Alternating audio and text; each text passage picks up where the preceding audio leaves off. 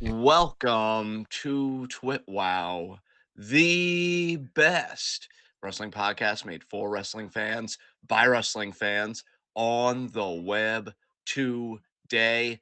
I'm John. That's my cohort and commentary, Ashton.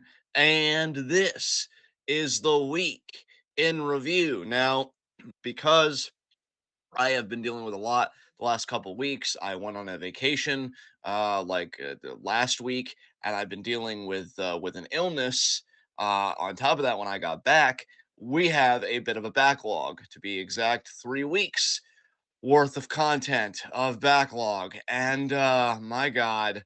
I really hope we're not here too long, but given that we're going live at 5 instead of the usual 10:30, I think we're kind of mentally in that zone that we're probably going to be here a while, unfortunately. I will say I originally had the very ambitious plan of just watching everything I missed the past 3 weeks, and I started watching the earliest Raw that I missed, and a word came to my mind, when I wasn't even halfway through it. No, no, no. Uh, because I'll tell you, as we've said, this isn't a pure recap show, and I think this episode more than any other that really bears stressing. We only really like to talk about things either A, we really like, whether it be performers or whatever, or B, things that are so bad they just can't go without comment. So with that said, I don't even know how to tell you about these last 3 weeks because I've paid fuck all attention to AEW, and I've certainly paid more attention to Raw and SmackDown and even a bit of NXT. And I will say I do like the direction they're going. Randy Orton being back actually has been going quite well. I've enjoyed his return. AJ Styles is back to his loner character, emo Styles seemingly, because he's even distanced himself from the OC. Damage Control continues to be awesome. U.S. title tournament has got a very emotionally conflicting final for yours truly because it's Santos Daddy versus the original father, damn it, Kevin Owens in the finals. Raw Judgment Day has been getting better because they've injected themselves with more R-Truth, who I think is desperately needed in the fucking group. Seth Rollins, I mean, he's fine. I think we're getting to the point in his title reign where I'm just ready for a title change. I am enjoying heel Drew, even though I do think, he should be a babyface. And I really don't hate him for, his reasoning doesn't make me hate him. And yeah, Sami Zayn just continues to be absolutely wonderful. And combing through what I missed, I'm more convinced that he should be in the World Heavyweight title picture at WrestleMania. So those are the big things. And with NXT, I actually like both winners of the Iron Survivor challenges. Trick Williams winning for the men, although I will say I didn't like how he won it. I thought the booking was a bit contrived. And Blair Davenport, I mean, she's been solid on NXT, so no qualms there. But yeah, AEW really haven't paid any attention. I just all I keep thinking is Swerve deserves to be the AEW World Champion, and I did see that him and MJF finally had an interaction, but that's the extent of my knowledge. So, with all of that being established, partner, how have you felt about the last few weeks in the world of wrestling? I would say generally more positive than negative.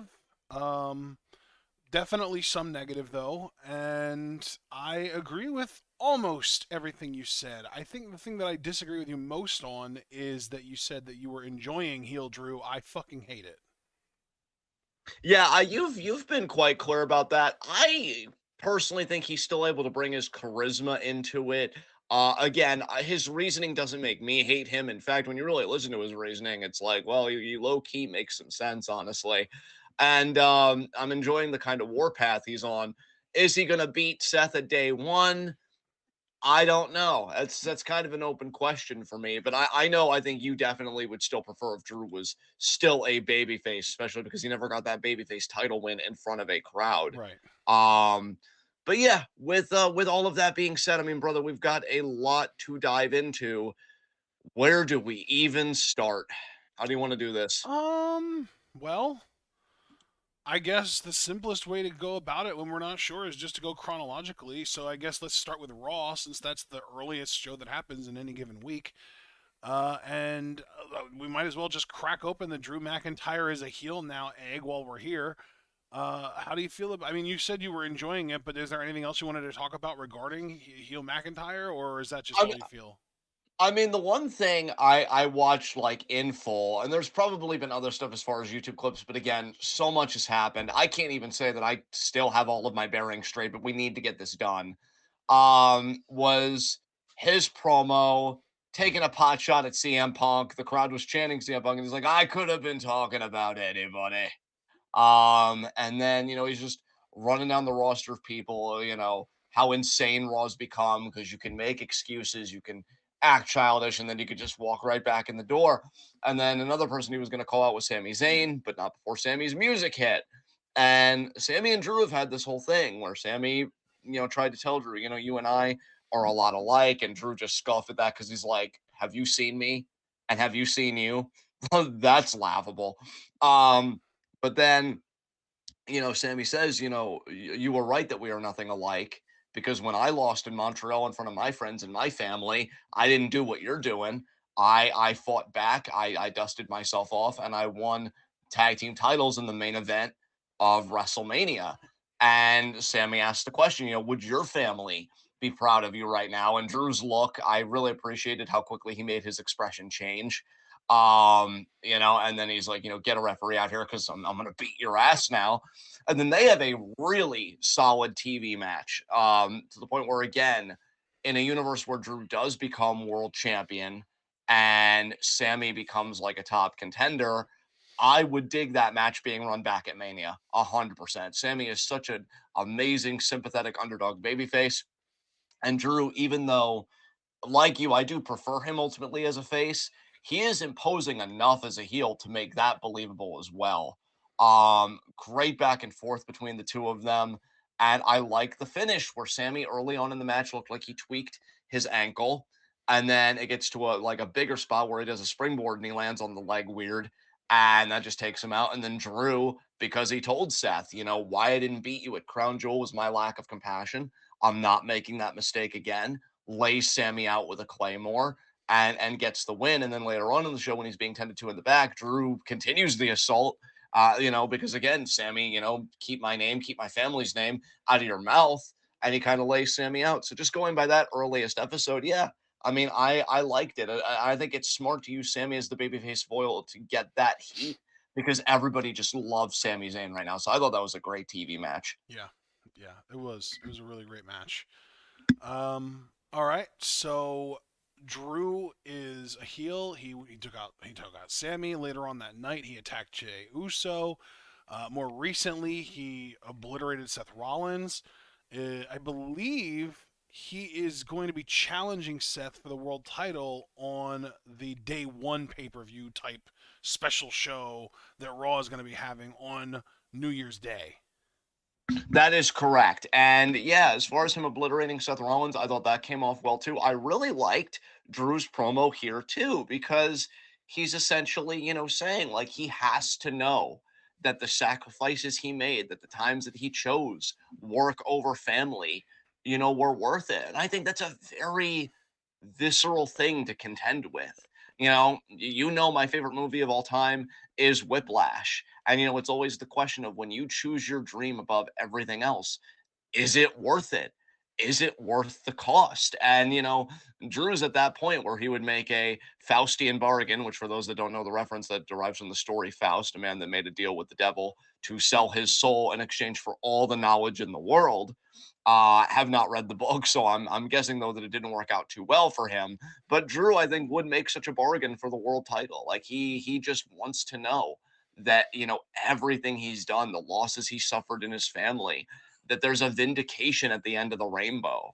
And I think to rationalize those choices can bring people to very dark places. So that's another reason why I think I'm more forgiving of heel Drew is it's not just this big guy just being a bully to everyone. There's some real existential dread going on inside Drew McIntyre. And I think that leads to a very interesting narrative about how far this man's willing to go to justify not only his own sacrifices, but kind of the actions that sprung from those sacrifices. So yeah, he obliterates Seth after a great promo. Seth, though, I will say Seth has cooled down a little bit for me because I felt like his promo in response to McIntyre wasn't nearly as good.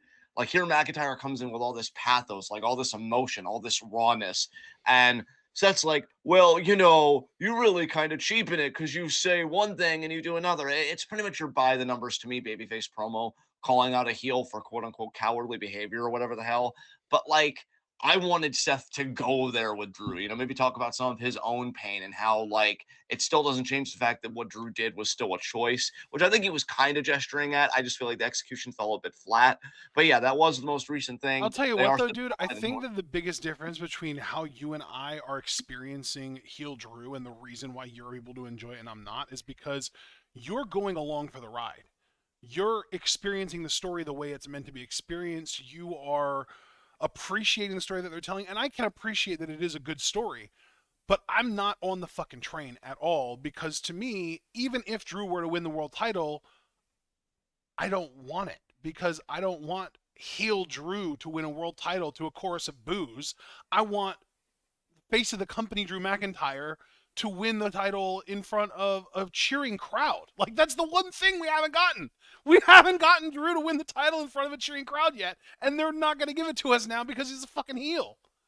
That is a fair point. That is a fair point. Yeah. So it's like, you get what you want, but not really. No. Yeah, like my Because problem with heel yeah, Drew McIntyre has nothing to do with execution at all. It's in the principle in the first place. Like, it shouldn't exist right now. yeah, They've yeah, deprived us of this one thing, and now we're just in a state where it's forcibly being deprived from us because of the state that we're in. yeah. So anything else you want to say about the Drew Seth dynamic? Because I No, already that know was the the main next thing Tag I Raw wanted to thing. say. We can move on. Any other particular Raw storyline that you'd like to talk about?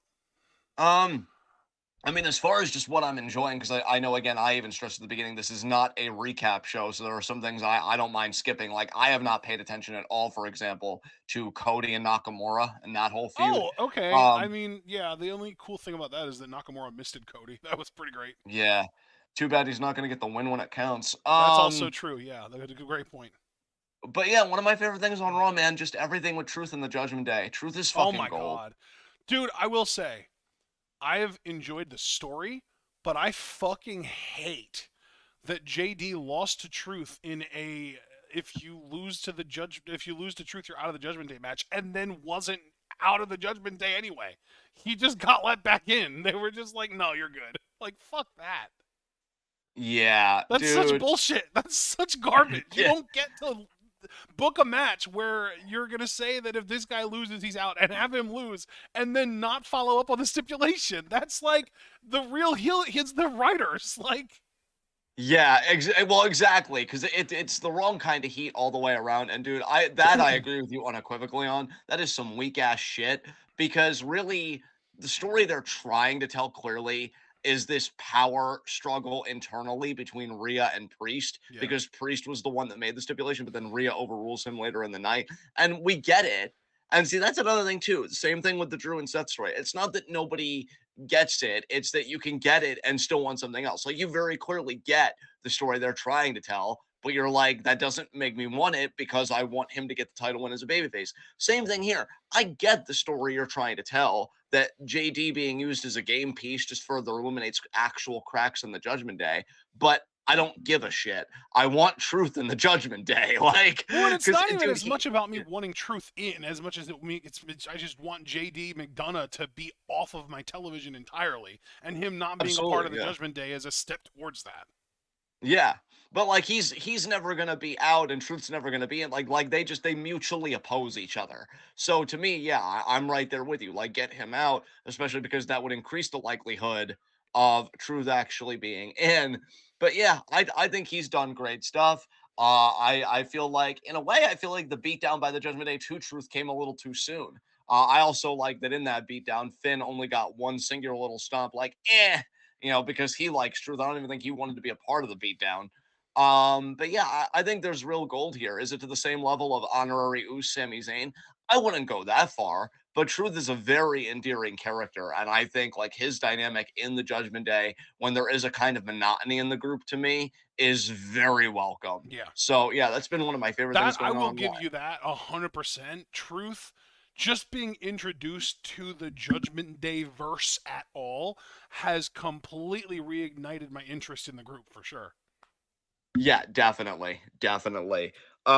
Speaking of all things Judgment Day, we know that we just wrapped up seemingly the mini program, unless it's still going to continue between the Creed brothers and Priest and Finn. Priest and Finn ultimately retaining the tag titles. Yes. I'm glad you brought that Um, up because I was going to bring that up if you didn't. Yeah, the Creed brothers. yeah, There were legitimately people that I spoke to in other servers that were scared that the Creed brothers were going to win the titles and that it was going to make them like them less because it would be an overpush. So I'm actually glad to a degree that they didn't. yeah, they still need more seasoning, bro. I like them a lot, but I think they still need to figure some things out, both personality Well, wise and even a little bit in the ring. there were So weird segments over both of the last two Raws previous to this week where there would be a babyface, like a really popular babyface, getting beat down, and the Creed brothers of all people would be coming out for the save. Like, it made no sense that they were coming out for the save other than WWE wants people to like them. You know what I mean? yeah, exactly, Like exactly. Cody was Because one example. Like I think it was two Raws ago, Cody was getting beaten down. It might have even been by Nakamura. I don't remember. But Cody was getting beaten down, and the Creed brothers came out for the save, and I was like, why? Like, yeah, what do y'all have to do with Cody? Nothing. What is going on? it made more sense when they ran out to save Truth from the Judgment Day beatdown that happened. Like that might have been like a week or Right, two because they're ago. actually like related to the Judgment Day because they're targeting them for the tag titles at the time. Exactly, exactly. But yeah, I heard it was a solid matchup. I saw a little bit of it. I mean, Julius Creed again, just as a Freak. cardio machine. I saw the gif of him, popping those hips, delivering belly to bellies like nobody's business, and then that standing shooting star that he does.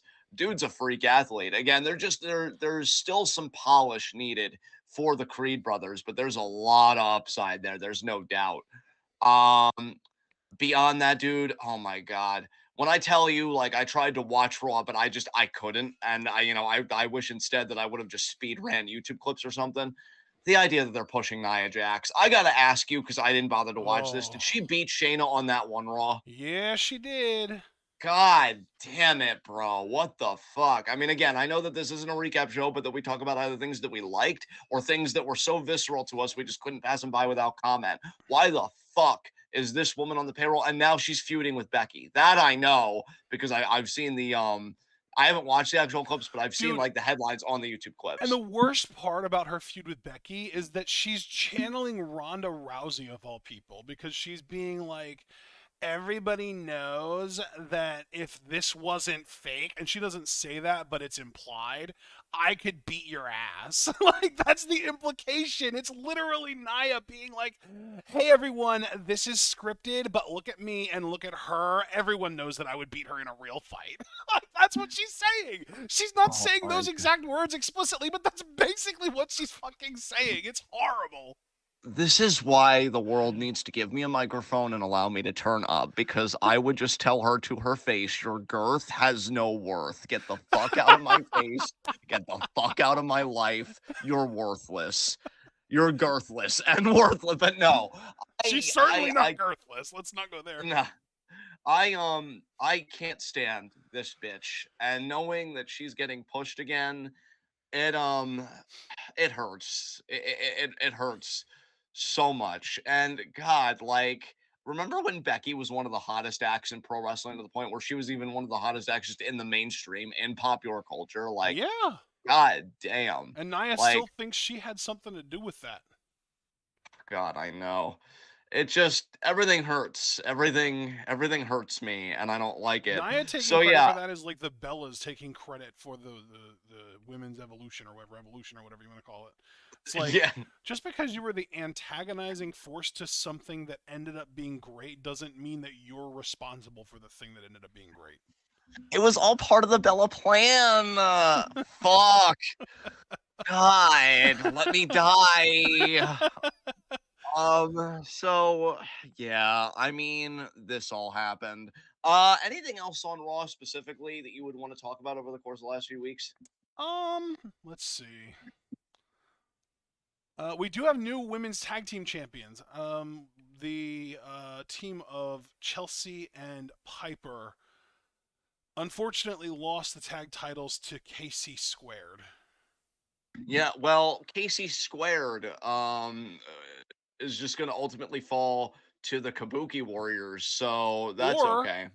or are they gonna fall to Fire and Dawn? No, because Fire and Dawn think they're cute because they emerged from boxes like sentient Christmas presents and attack them. Fuck you. That's not happening. What is happening is Kabuki Warriors are regaining the tag titles because Damage Control is in control and they're going to have all the fucking gold except for Pamela because she apparently just can't win a match to save her life. Suck less, Pam. God. But yeah, Kabuki Warriors have got this. So Kaden, Katana, good luck. Hope you enjoy your like 3-week title reign because that's gonna go bye-bye, and it's just gonna be amazing. Uh, So yeah. let's talk about the Miz and Gunther. Oh, you mean one of the best intercontinental champions ever? God. And Um. Gunther too. Wow. I just wanted to Wow. say that to get a reaction. Honestly, I Oh, thought it oh, was oh, did you? Go to your fucking room. I'm handling this next too bad I'm segment. immune, bitch. Oh my god. You don't I would say you don't deserve rights, but that is very dark implications. Just sit down and be Holy quiet. shit! I was this close to saying it too with my whole chest even, and then I'm like, no, no, because that reaches farther than you know, and like obviously not. Wow. God damn it. Yeah, I apologize for nothing. It didn't even happen.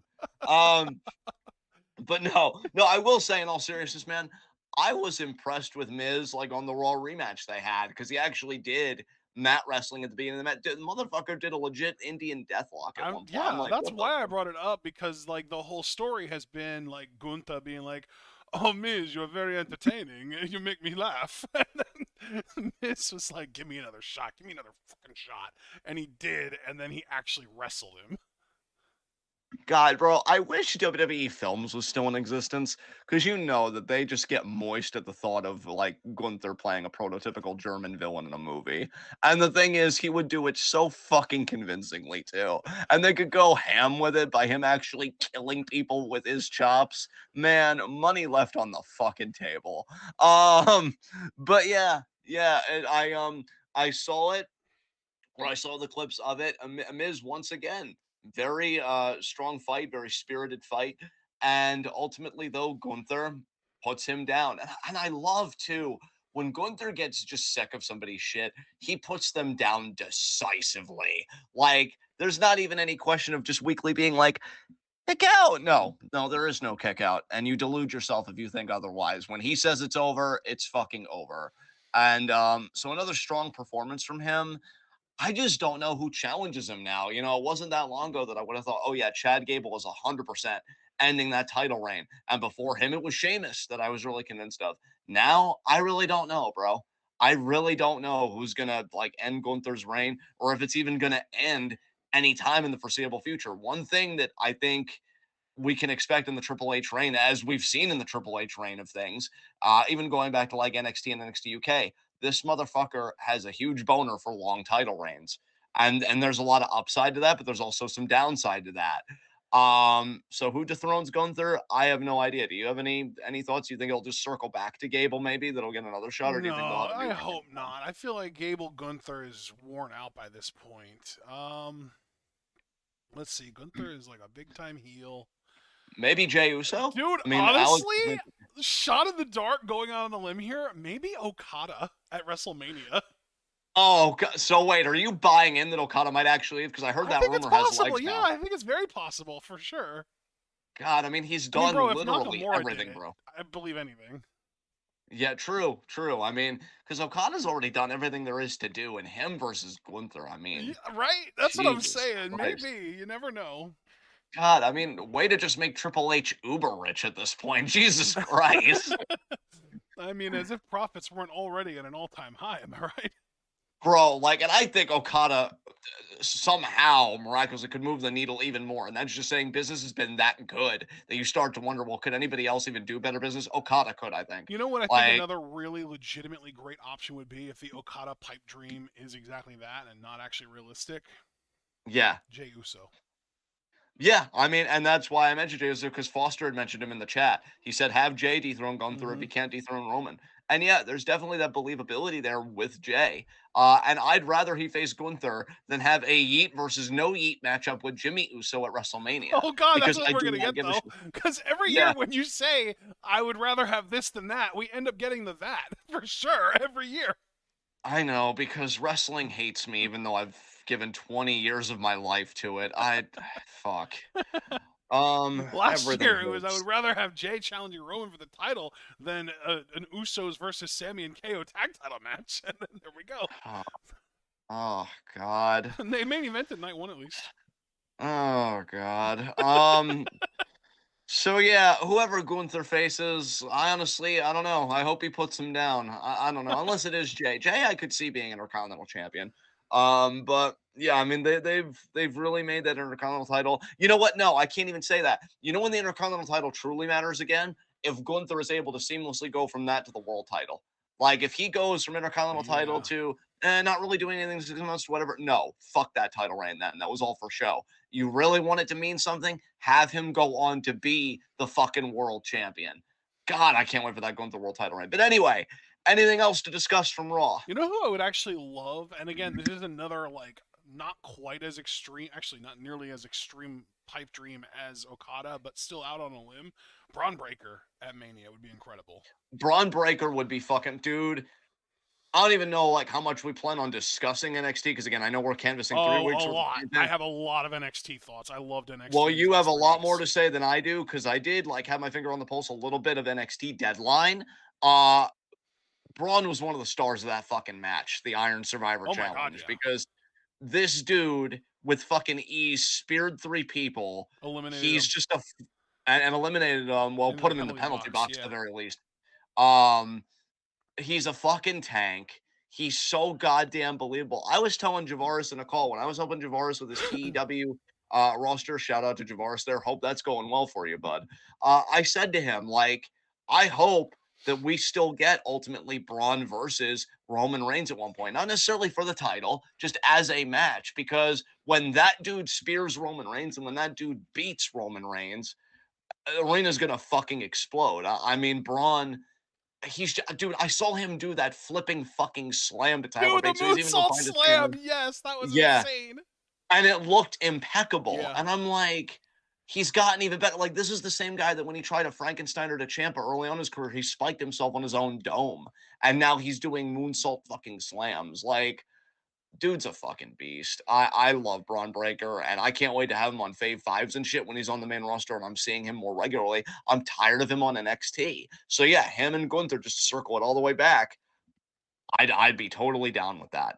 Absolutely. Um, anything else to talk about from Monday Night Raw over the 3 weeks? Like any storylines, anything that you want to touch on? Um, let's see. I'm gonna just do one more quick glance. I don't think so. I think those were the major storylines. I know we've still been getting the weird random hoss fights between Bronson and Ivar, but those have not panned out the way that I had hoped they would. Turns out that first match having botches in it was a sign of things to come because they have not been anything special as far as like I feel like I had it in my mind that we might get some like Cesaro Sheamus type classics from those two, and they just don't got it, man. I mean, Ivar might, but Bronson ain't it. That's a shame. Kind of makes me want to see Ivar versus another similarly competent Hoss, but I don't know if WWE has that many. Like they have a lot of like tall guys that aren't Hosses, like the Dijaks and the Briggses and the Damian Priests of the world, but they don't have too many genuinely big thunking guys, you know?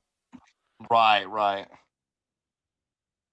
Like, is Odyssey Jones even still around? Because even him, like, I don't know if I would necessarily call him a I thought I read hoss. rumors at one point that they might call him up to do stuff. I Yeah, like Odyssey Jones. I hope they do. yeah. Yeah, no, I think that's about it though for Raw. So let's go to SmackDown next.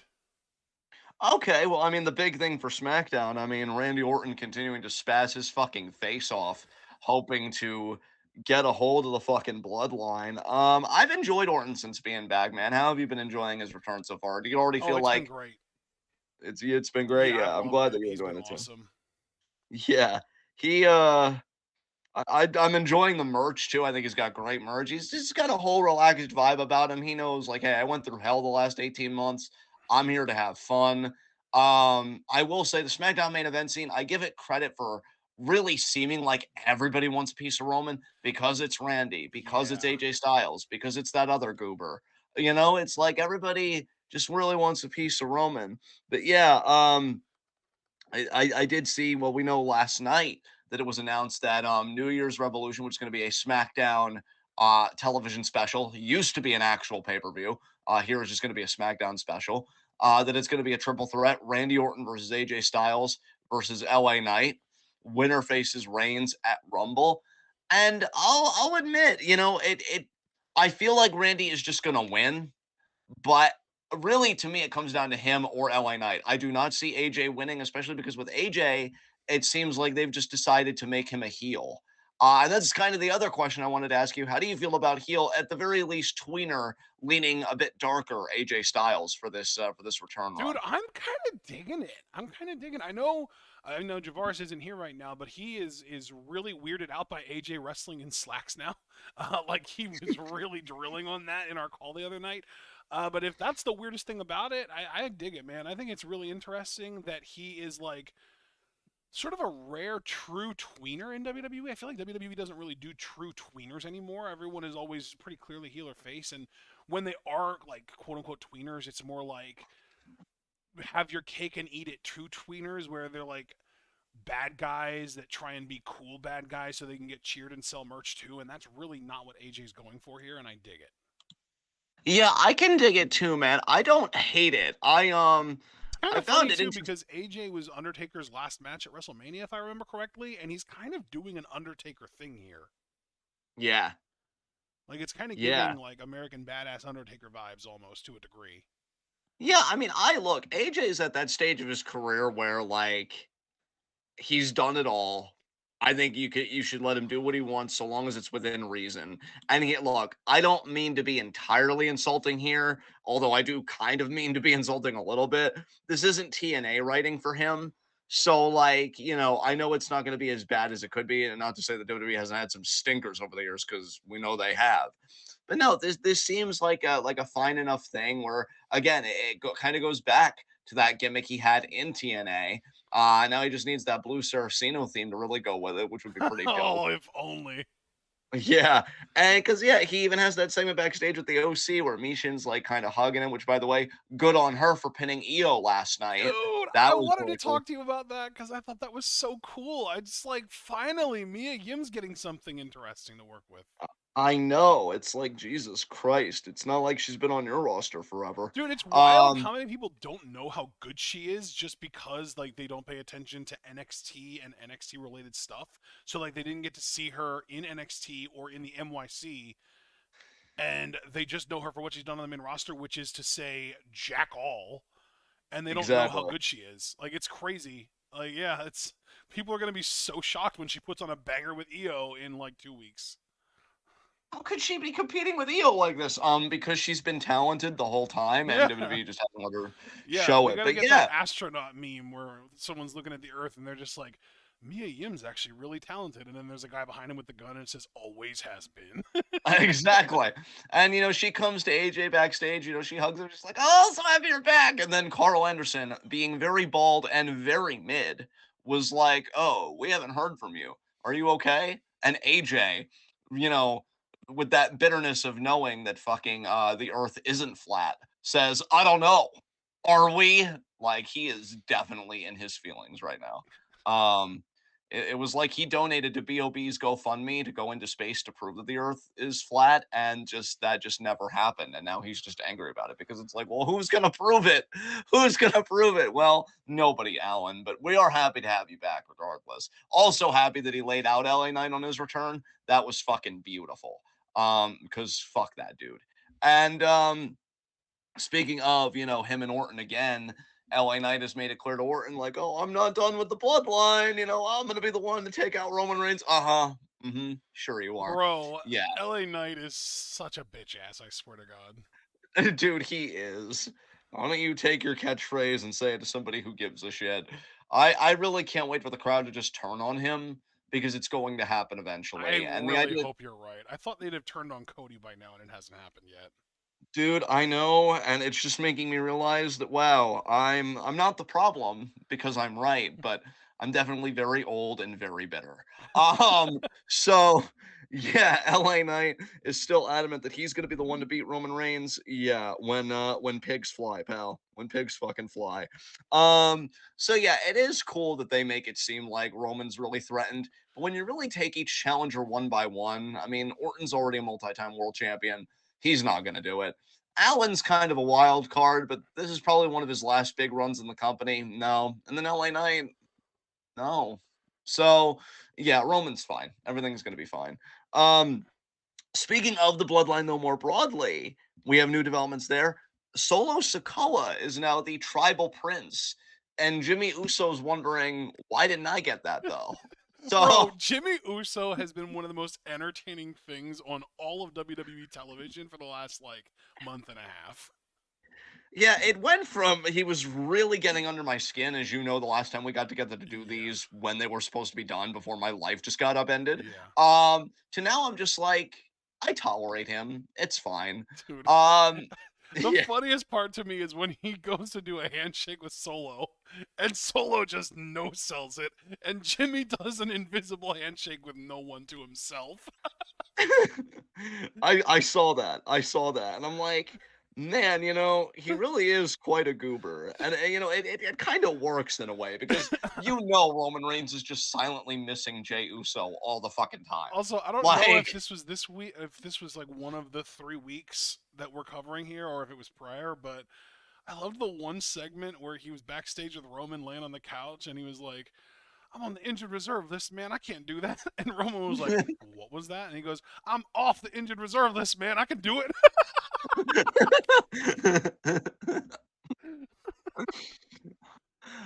it's cool that I will say this in all sincerity because I know Jimmy is just playing a part, and to his credit, he's played it very well because he was getting genuine heat with me for a while, and I think even with other people, but now he really has just endeared himself to everybody, and even with me to a degree, just because he's such a ham. Like it's funny because I feel like WWE wanted that Sami Zayn energy in the bloodline, but you can't have it without actually having Sami Zayn, so that they've brought a new kind of levity to it. Jimmy doesn't feel like a Sami Zayn ripoff. It feels completely different from Sami Zayn's type of levity. Yeah. It feels more absurdist. It's like again, just that whole segment. I know this is beyond the scope of our review, but it Dude, bears mentioning for my argument where he's on the phone with Roman, or no, he's cutting the promo and he says, yeet. He gets the phone call from Roman, hangs it up. No yeet. Like, just humor like that is really work. But what were you going to say? Sammy was almost like Pee Wee Herman esque. Yeah. But like Jimmy, you know what like entertainment character he reminds me of the most? Who's that? Marcus Henderson from Smart Guy. I could see it. I could, yeah. Yeah. Yeah, Uh, it's just such similar vibes to me. It's wild. Yeah, I'm enjoying everybody in the bloodline, really. I mean, Paul Heyman could take a note or two from the Superior Paul, who's been in our chat. I hope Oh you're doing well, yes. Superior Paul, you handsome son of a bitch. So since I know we don't actually have an HR department, I can get away with it just fine. But yes, Bloodline is fucking thriving. How do you feel about Solo Sikoa getting promoted? Very interesting, and that segment was hilarious too, because Jimmy really thought it was gonna be him. Dude, he really did. He was so That is proud of himself, and then Roman was like, Jimmy, step up here and help me congratulate your brother. and dude, I will give WWE credit the way that they are still quietly building Solo up. He gets this promotion. He's seemingly been good with Roman for a while now, so it's not like Yeah. that they've had any recent tension or anything. But that segment that Roman had with Nick Aldis, where Roman's like, oh, some good ideas, some good ideas. You know what would have been better? If you ran them by me first. I'm like, oh God. But then Nick Aldis, to his credit, is like, nah, see, Roman, what you forget about me is I'm not Adam Pierce, and I don't give a shit. Yeah. You know, so and then he's talking about like how impressive Solo is, and how like he even took out John Cena in a way that not even Roman Reigns could take him out. I like that he slid that line in there. That Solo has done things, Roman, that even you can't do. Mm-hmm. Because even if there's no apparent tension between Solo and Roman right now, wouldn't take that long to get that tension back on the table. And yeah, I think there's still a lot of money in an ultimate Solo versus Roman Reigns matchup. But the question is, who is the heel in that and who is the babyface? Because to be quite honest, I think you could have it either way. I I think really do. Solo Like, would have to be the Batista type babyface for sure to Roman's Triple H. there would have been a time that I would have agreed with you, but bro, here's the thing. Because remember when Jimmy wanted to kind of save Roman one last time, they're like, okay, we can still keep this family together. And they blamed Paul Heyman. Paul Heyman is a parasite. His character is a leech. He goes where the power is. Mm-hmm. I could so easily see, just to paint a scenario for you, the night after WrestleMania 40, Roman potentially loses the title. God, I hope not, especially if it's going to be a Cody rematch. But say he loses the title at Mania 40. It's Philadelphia, Rocky Balboa shit. And Roman is just distraught. He's dismayed. And fucking Paul Heyman takes on fucking Solo as a client, dumps Roman Reigns because it's time for the tribal prince just become the full on tribal chief. Solo lays out Roman, and then bam, you've got Solo doubling down on his heat. Roman goes back to being a babyface. Now, I do think you'd have to get the obligatory rematch out of the way first before you'd start taking Roman's character in a different direction. But that's just a rough sketch of how I could see it going. I could also very easily see, as you just said, Solo being the Batista role. So it is interesting where both these guys are. But yeah, Nick Aldis just kind of planning in there like, hey, that's Solo. Really impressive. Hope you can keep him on that leash for as long as you want. Yeah, totally. Paul in Totally. chat, superior Paul in chat. Roman. The man's name is literally Solo. Watch your back, you dumb motherfucker. Yeah. Oh, that's so true, Superior Paul. This is why we leave it to you to bring the facts. The But facts of yeah, life. yes. But yeah, that's all bloodline stuff. I guess do we want to talk about damage control some more? Because we hint, Hell yeah, kind of we just do. Do we ever want to not talk about the bloodline or damage control? I mean, I mean, God, they're such a superior faction to the Judgment Day. So they yeah. are. I mean, don't tell Rhea that, but they are. I will. I will, and I'll do it from the safety of my keyboard, thanks. But no, man, look, I actually want you to kind of lead the discussion because I know Io is your ride or die girl. How are you still enjoying her as women's champion and just the faction? Do you think it's still keeping up a good pace for you as far as like the tension with Bailey? You feel like it's kind of dragging a bit? Where are you with everything? No, I'm loving it, man. I'm thinking it's great. I'm truly enjoying the faction as a whole. Really loving that Kabuki Warriors are basically a tag team again, just completely. Like they're just tagging again. I think 2 weeks in a row they've been in just straight up tag team matches, not involving other members. Right? Yeah, that's true. Yeah. I Um, think I want to look that up and make sure of that actually, because I'm not even now I'm second guessing myself. but yeah, I'd say I'm still enjoying it. I thought that Bailey would have been excommunicated by now, but who even knows when they're gonna do that? They may not even excommunicate her until closer to Oh, it was just Mania. one time. It Yeah. was just one time. Okay. But yeah, I mean, Bailey could very easily win the women's rumble Oh, and get excommunicated after that fact. Maybe it doesn't have to be like she gets excommunicated, then she wins this kind of redemptive thing. No, maybe she just wins as part of the group, and then they kick her out later. I mean, I don't know. okay. Where So do the you still have? interesting Yeah, thing here is that SmackDown, not yesterday, but the week before, we did get the Kabuki Warriors versus Mia Yim and Zelina Vega just straight up tag team match. Kabuki Warriors won that match though. But then this yeah, week we got the big 4-on-4 match, the Holiday Havoc match, where it was every non-injured member of Damage Control versus Bianca, Mia, Shotzi, and Zelina, and that was the one where Mia pinned Io. So they're yes, almost telling a story of Kabuki Warriors being like the competent ones now in Damage Control because Bailey is just always treated as incompetent, and Io just got pinned. And yes, Kabuki Warriors beat half of the team that they just lost to in a straight up tag match the week before.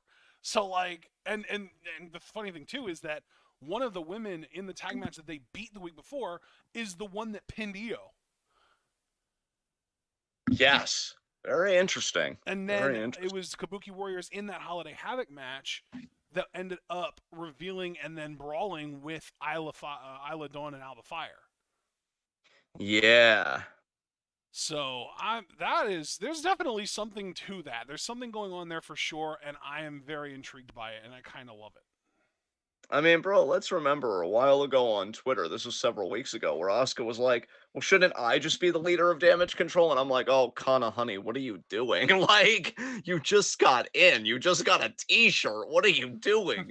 Um, so it would be interesting if, like, if they would just get like another woman, just another member, and then you'd have that person, Kairi and Asuka, and then just the original Damage Control, Io, Bailey, and Dakota, maybe having resolved their differences. If Asuka's looking to be a leader, because maybe even Asuka's kind of looking at Io and like, you're the champion, Well, and you got pinned. Is that what a champion's supposed to do? Like, I don't know. I mean, maybe if it happens before Dakota comes back from her injury, it could just be 2v2. It could just be Bailey and Io versus Asuka and Kairi. True, yeah. True, yeah. And then Yeah, Io betrays Bailey and we get the big beatdown. That's how that could happen. yeah. Oh my god. I love how all roads lead to Pamela getting her ass beat. It Uh just feels too inevitable, man. I just miss Bailey as like an established babyface. Like I'm ready for her to have another babyface run. Yeah, that's And agreeable. yeah, like her and Io will fucking slap. Definitely. But yeah, I mean, I'm excited for Mia Yim, getting this opportunity. It should be a nice little mini program for Io. Pad out her title reign. Should be a pretty epic matchup. I love the Kabuki Warriors, like you said, are just back together. Can't wait for them to regain the women's tag titles, which they never should have lost in the first place. But Yeah. and the arc of the universe bends towards justice, so it's okay. Just got to be patient. Just got to ride this wave out. It's Um, yeah, it's a gradual arc, though. I will say that. yeah, absolutely, absolutely. Um, Yeah, I really So, can't. do we want to? I mean, I will say I've been doing my damnedest to avoid watching or even thinking about anything involving Austin Theory and Grayson Waller. So there's that. Do we want to talk about the tournament that's been going on for contendership? Not really much to say, man. I mean, I watched SmackDown last night of the semifinals, and I think that's the bigger thing here because Carmelo had a great match. That being Carmelo Hayes, who was Yeah, the Carmelo NXT made a pick for lot of Shawn fans Michaels. over over his two matches. And as he should have. He had a great freaking match with Kevin Owens, who ultimately did win after a stunner to Hayes. And then Lashley versus Santos, where I really didn't know how that was going to be booked. We finally get Humberto Carrillo and Angel Garza Oh, on the main roster again with Santos. Yes. I'm guessing you were a fan. love this trio. Yes. Yes. And bro, can I just say too, I love that when Santos finally gets a bit more heelish in terms of winning, because he's been winning his matches clean for the most part up until this point, but like it's against Lashley, and so it makes perfect sense and protects Lashley why he would need help at this time because the dude's Yeah, a fucking juggernaut. So like I love even when they have Santos become a bit more heelish in that direction, it's for a good reason. It's not just, oh, well, we have to do it because A to B and B to C. No, it feels logically informed because it's like, look, he can beat a lot of guys clean, but this just isn't any other guy. This is practically a guy that we call Zeus on our roster with the theme music and everything else. We treat him like a god. So I love it. I loved how they booked Santos versus Lashley. I love that Carrillo and Garza are on the main roster with him. I love that unlike Raul and Joaquin, they're not traitorous little bitches. And I'm looking forward to this new LDF, to this new Legado del Fantasma. And it should be an interesting little feud with Lashley's faction, who I will say, if there's any negative, feels like these guys don't really have a lot of steam right now. And it's a shame because when you put them together, they look super fucking cool. And I just would like them to get some of the credibility to go with it, but not at Santos Daddy's expense. So we've got Santos versus KO in the final, and it just seems very straightforward that KO is going to win because I could see Lashley and his guys coming out and kind of causing a ruckus, allowing Kevin to capitalize, which would mean then that we're going to be doing Kevin Owens versus Logan Paul for the U.S. title. So I don't know. How do you feel about everything? Just the U.S. title tournament, and especially these two big developments, and more than likely that we're going to be getting KO versus Logan Paul. yeah. I mean, that makes perfect sense, right? I mean, it really does, because I know that KO's beef currently is more with Theory and Waller, and he did like the whole like knocking them both out at the same time with one punch thing. But like, he's had beef with Logan before, right? I'm not making that up in my Yeah. mind. No, no. Yeah, I think he's had beef with Logan ever since that one segment where he kind of like side-eyed Logan when he was backstage. yeah. Um, Also, Foster kind of putting the moves on you in chat about Santos's new group. He's like, it's like having three Ashtons in a group. This group is too handsome. Do you want to? Oh my You goodness! want to? Thank you, You want to? Foster. Yeah. Well, you'll definitely deal with that later, I'm sure. So yes, yes, there is a lot of handsome in this faction. There's no Yeah, doubt I about that. mean, Uh, this is the heel faction, but like, depending on the demographics of the audience, we might just get more swooning than booing. Yeah, I mean, put your heel in me, daddy. What? I don't know what I'm saying. But yeah, no, I'm very excited for everybody. I will say with Kevin, it's a shame that of course, we're not going to do our traditional Roman Reigns versus Kevin Owens world title match at Rumble, but it's good. It's good. Doing it another year would have been tedious, and I'm the like big obnoxious KO fan. So I am happy that it's going to be probably Orton if I had to guess right now, but wouldn't also be surprised if it was LA Knight somehow. But yeah, as far as See, and Kevin I and was thinking it Logan would be Paul, AJ. I was thinking they were going to save Orton for a bigger, like a more build up towards a bigger blow off, and LA Knight might just never get another shot again. And so I was thinking it was going to be AJ because he just came back and he's got this hot new character. true, that would be interesting because AJ's character, just to again talk about this very briefly before we get back to the US title and round up that discussion, AJ's character is really being a loner, but everybody's logic is, well, to beat Roman Reigns, you need the numbers to match his numbers. And AJ is just like, all right, bet. And like, I Well, kind and of respect it low AJ has key. also kind of had an amazing history at the Royal Rumble. Didn't he literally beat John Cena one on one at the Rumble at one point? No, I feel like that was Cena beating AJ at Rumble. I know it was AJ's big win over Cena was It SummerSlam. was a triple Uh, threat then, right? Wasn't it like Cena triple or Cena AJ Seth or something like that, or Cena Cena AJ. AJ Ambrose or something like that? It was. What was it? I think I know the triple threat match you're talking about. Wasn't that Cena Seth? It wasn't Cena Seth Brock, right? No. Oh Who was shit! that? Because that was a few years ago. I'm probably just getting my shows confused then. Yeah, I think a lot of wires are getting crossed here, but no, I mean AJ. Yeah, like AJ being the lone wolf against a guy that like his whole thing is having the numbers. It's an interesting dynamic, and I love AJ and Roman's work together. So like, yeah, um, I'd be all for that. But yeah, as far as the U.S. title, I hope Kevin Owens beats Logan Paul. He probably won't Well, though. AJ also debuted in WWE at the Royal Rumble, Yes, yes. and he beat Kevin Owens and Sami Zayn in a handicap match to retain the WWE Championship at the Royal Rumble back in 2018. That's right. When those two tried really being friends and that happened. Yeah. But you know what? Yeah. I think I'm remembering. He kicked out of a Super AA. Was that at Royal Rumble? That was at SummerSlam, I believe. He might have also done it again at Rumble though. So Damn. Okay, well, regardless, I feel like I just remember AJ Styles having a lot of history at the Royal Rumble, so him getting a shot also just makes sense in my mind for that reason. yeah.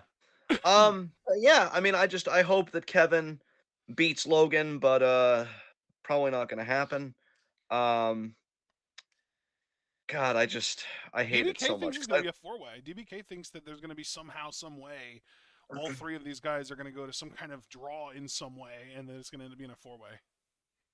they're probably gonna do something stupid where the bloodline runs in during the triple threat, even though Oh it's no yeah, well yeah, DQ. because how many members of the Bloodline are there if you include Roman? Three. So you Exactly. could have Solo, Jimmy, and Roman each attack one each of these guys, and then yeah, have it be a four-way. I can see that. I can see that. After all, heels are pretty consistently dumb enough to do that. Like Roman does feel like a more intelligent heel character at times. I'd be disappointed in him if he did that. If he really bought into that logic. But if we attack them, then nobody wins. Shut up.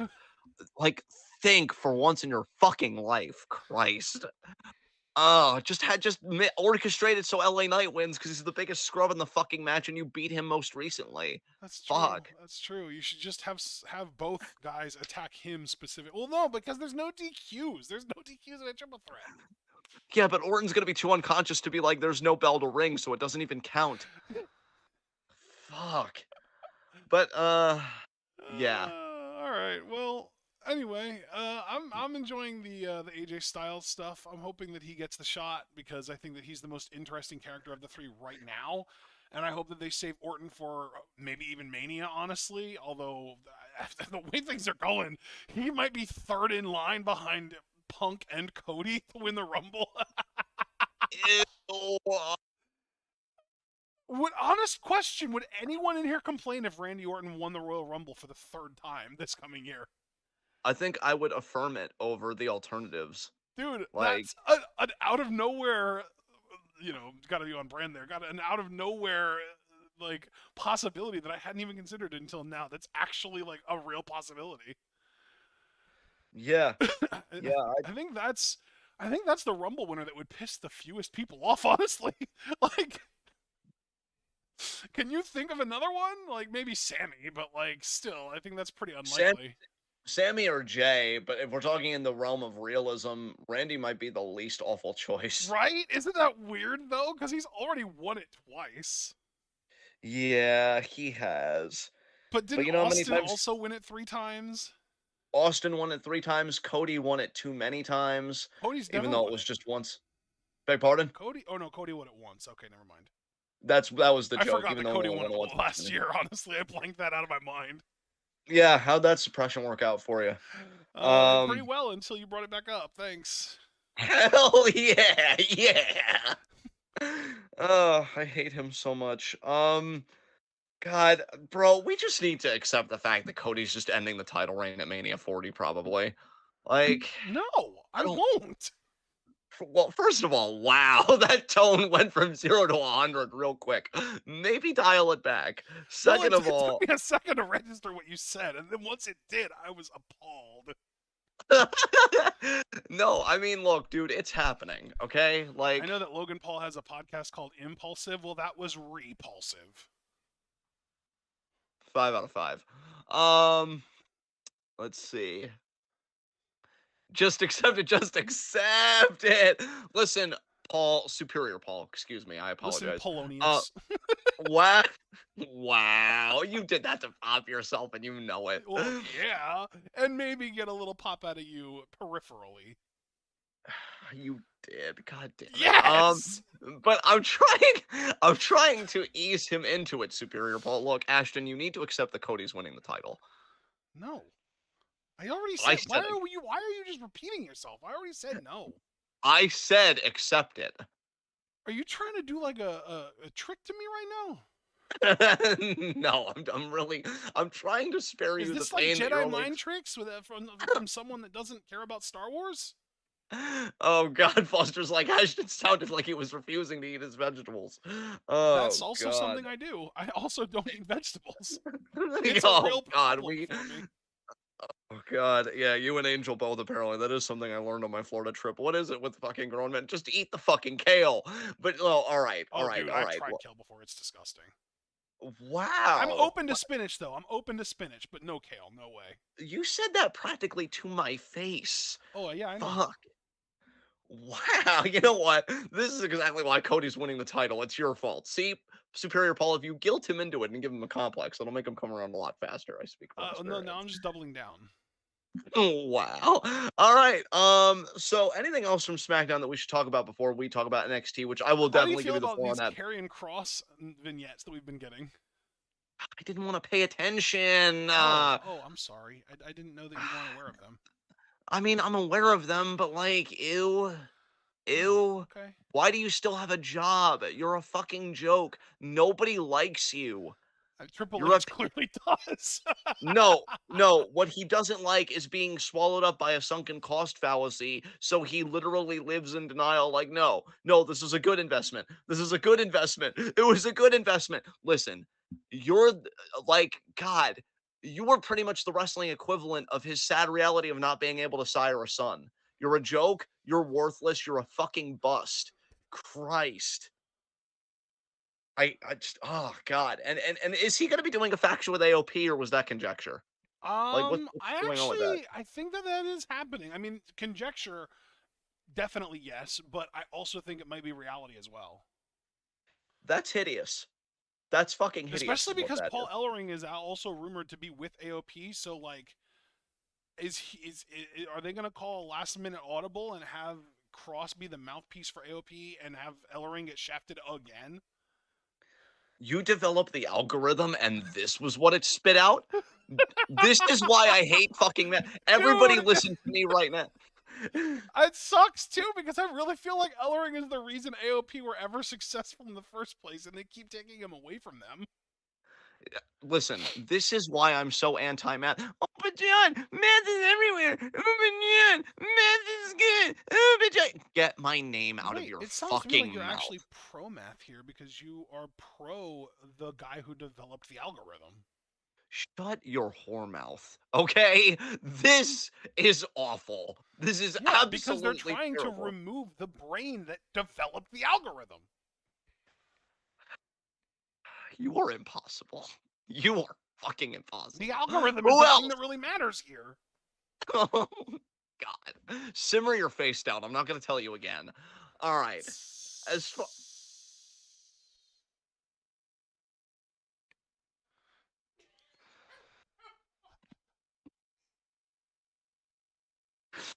Oh, God. It's okay, John. Okay, just keep going. Just keep going. What are we even going to do with this faction? What even is the fucking point? Why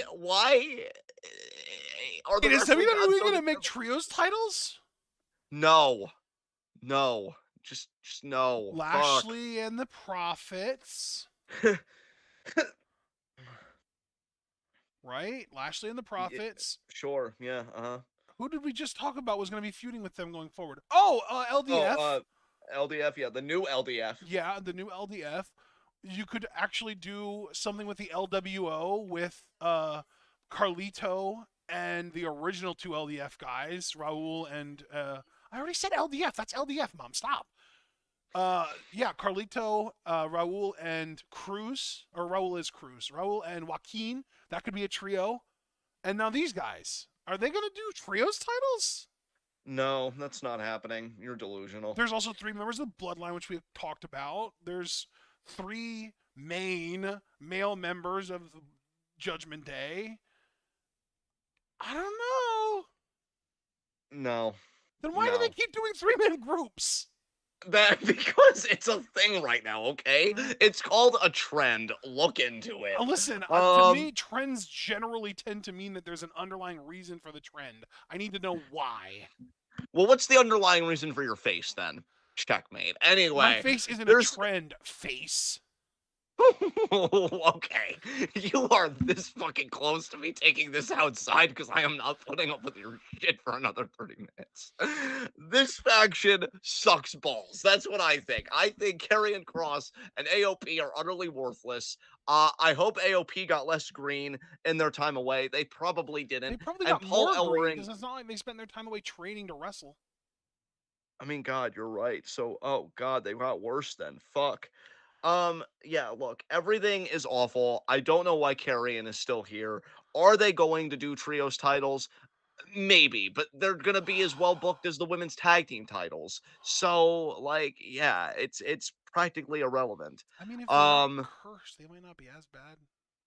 okay, well, yeah, that sure. Um, yeah, and that's essentially it. I can't really think of anything else to talk about from SmackDown. If you can, you have the floor. Nope.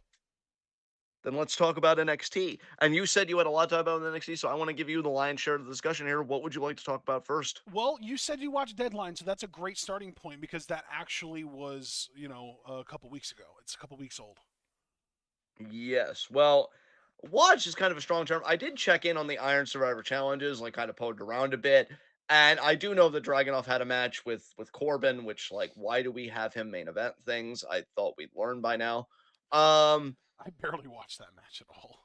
I God, watched it with the so what? boys. Actually, I watched it with the boys, and we were all rooting for Corbin to win. Oh God. It was like me, Dom, Javaris. I forget who else was there actually. I don't remember who else was there. I know it was at least the three of us though, and we were rooting hard for Corbin to win. And when Dragunov won, we were all so let down. Well, this just proves that wrestling is better when you're watching it with your friends. But Absolutely, yeah, 100%. yeah, I can't even riff on that. I love Dom and everybody too much, and I am fond of your face. So yeah, that clearly I can't be a heel about that. Um, but yeah, how do you feel about Blair Davenport being number one contender? And really, I have to ask you this too, man, because again, you said you had a lot to say, so I'm gonna trust that like anything I throw your way, you could talk about, unless you say otherwise. Cora Jade's back again. They're still trying to do this like new Mandy Rose kind of thing with Cora Jade, like she's the mean girl of NXT. I'm not feeling it, man. How are you feeling about like Cora Jade being back again and just the general state of the women's division? We got Lyra Valkyria as champion, Blair Davenport is number one contender. What are your thoughts? I like that Blair won. I was rooting for her. I thought that she was far and away the best choice to win that match, given the five options. I thought that Tiffany was far and away the worst choice. I thought that Lash and Kalani are both just too green to be in that big of a spotlight, and I think that Fallon Henley is very mid. So I thought that Blair was just, by process of elimination, really the best choice. She is pretty damn good as far as like the scale of NXT women's wrestlers goes. Like she's probably top five. Right. And I thought that the Cora Jade return was surprising, but almost in like a disappointing way. Like I wasn't disappointed in her. It was more that I was disappointed that they like put her on a pedestal of like she's returning in such a way that she's attacking the world champion of the division to return. Like they see her as being on that level. I'm like, what? Like I see her as like a mid carder in the women. Like I see her as like feuding with, uh, you know, maybe even feuding with like a Fallon Henley type, not world championship material right now. So that definitely caught me off guard in a negative way. Um, I do like Lyra though a lot as champion. I think she's really good as champion. Um, I wouldn't be surprised if Blair beat her for the title though. I think that there's a very real chance that Lyra beat Becky for the title so that Becky wouldn't have to lose to Blair, basically, so that so that she could be a transitional champion. You know what I mean? Yeah, yeah. So yeah, that's kind of an interesting thing for me. I wouldn't be surprised if Blair won the title there, though. I wouldn't be surprised at all. The match itself was really good, though. The Iron Survivor match, I loved it. I thought it was great.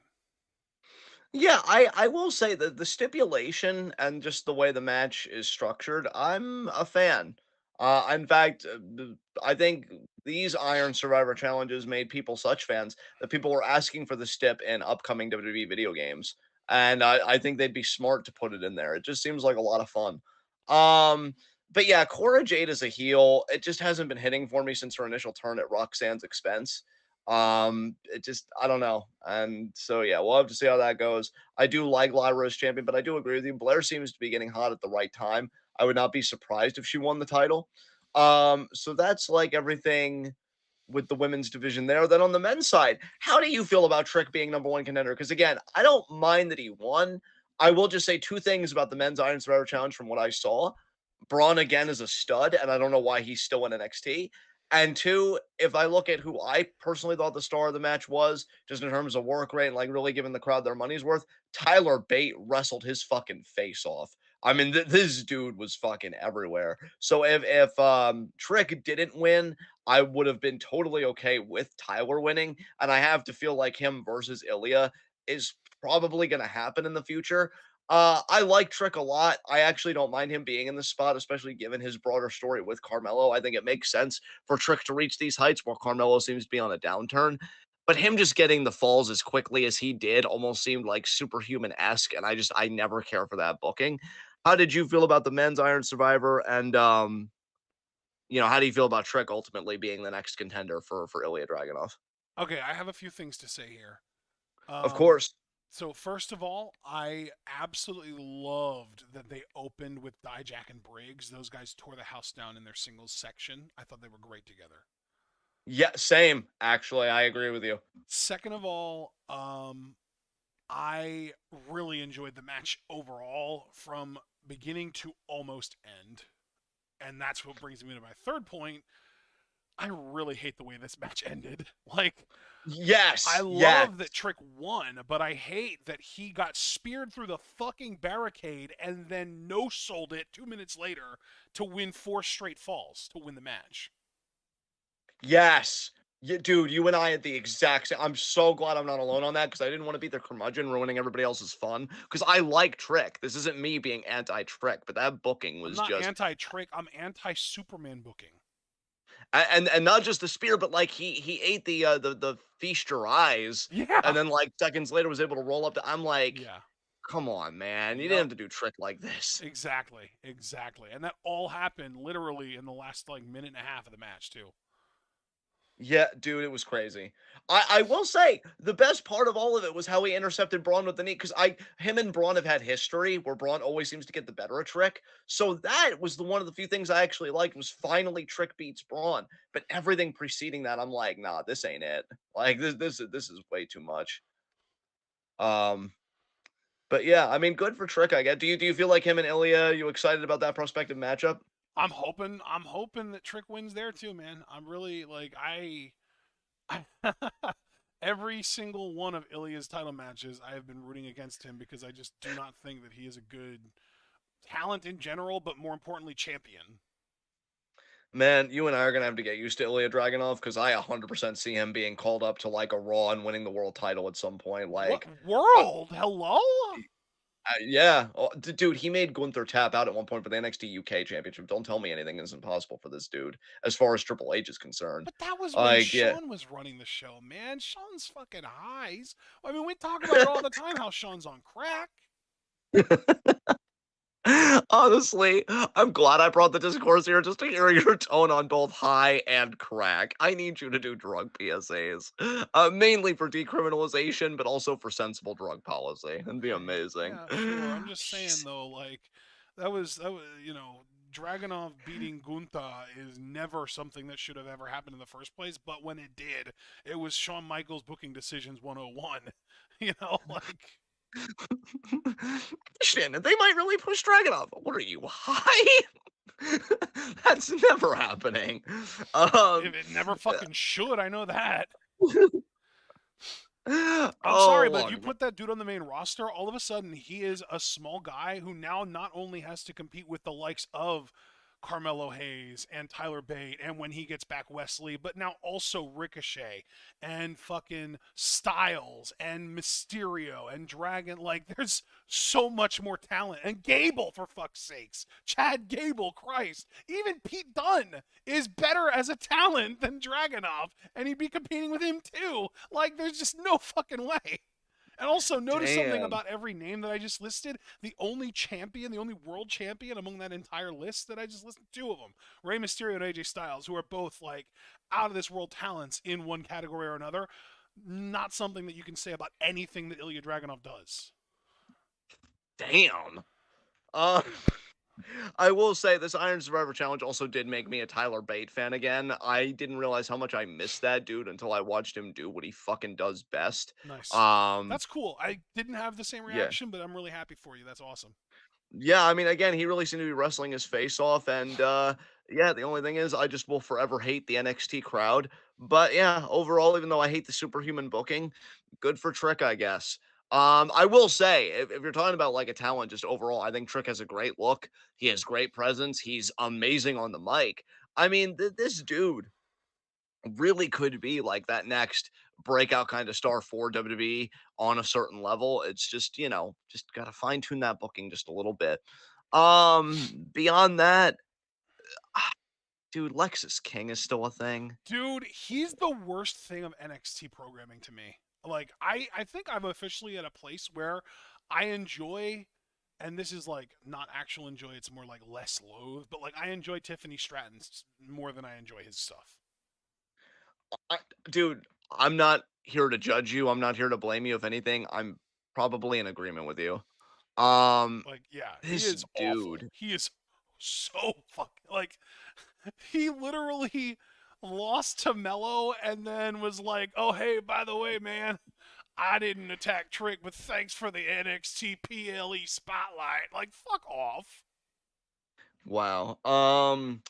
Yeah, I tried to give him a chance, but you already know. Like, I gave him a chance at the vignettes because I'm like, okay, he's doing a new character. He's trying to distance himself from Brian Pillman, which God, you really didn't even need to. We can see the distance pretty fucking clearly. And oh my God, Foster, I love you, but why? This is one time, Foster, of all the times you've stand people in the years of being a fan, but like he just said Lexus King is slowly becoming a guilty pleasure. I know he's bad, but I crack up at how bad it was. Like, no, dude, no, come back to us, please. Don't leave me.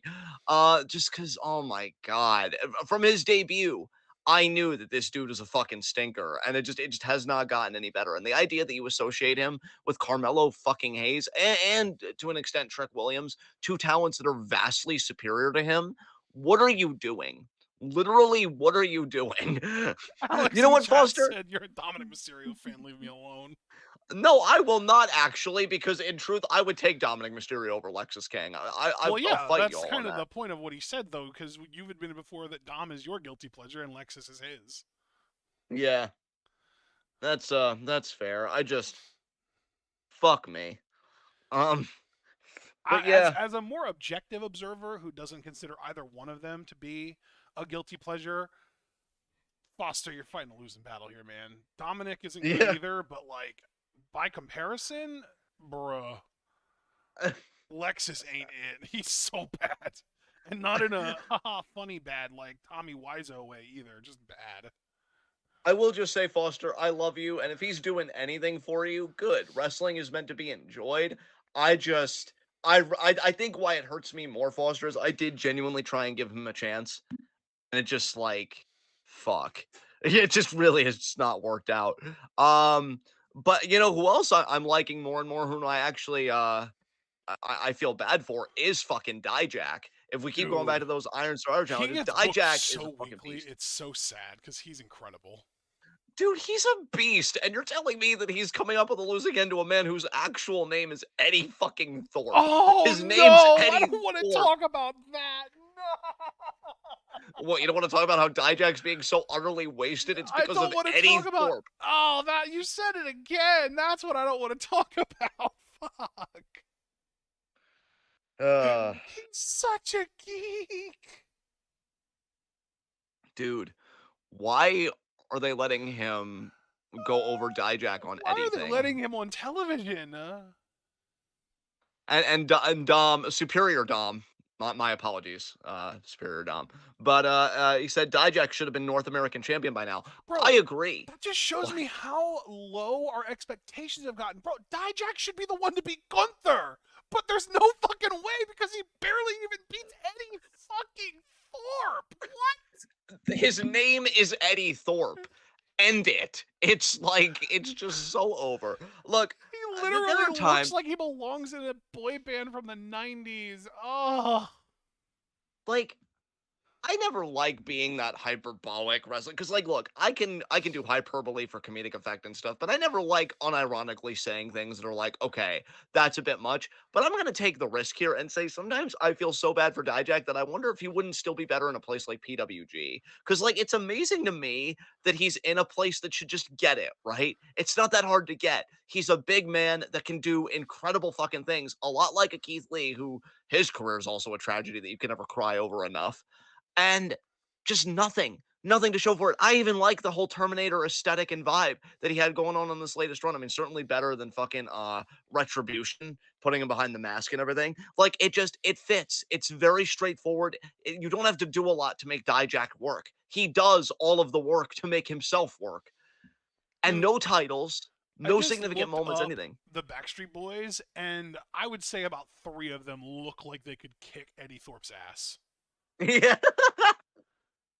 Wow, late candidate for TWitWoW line of the year. You got it right in there, bud. Right at the finish I line. swear to God, this dude is such a fucking dweeb. I swear, and he's beating Dijak. It hurts my soul. listen, I'm not gonna help you make it feel better I because it's happening. know. It's happening, okay? I don't And you know what? expect you He's to probably anymore. he's probably gonna beat Dijak in another singles match before it's all over. So there. Doesn't Merry make me feel Christmas. better, but you didn't say you were going to, so I guess that makes sense. I didn't lie to your face. But yeah, look, Dijak's probably not getting pushed, so what are we gonna do about it? I don't know.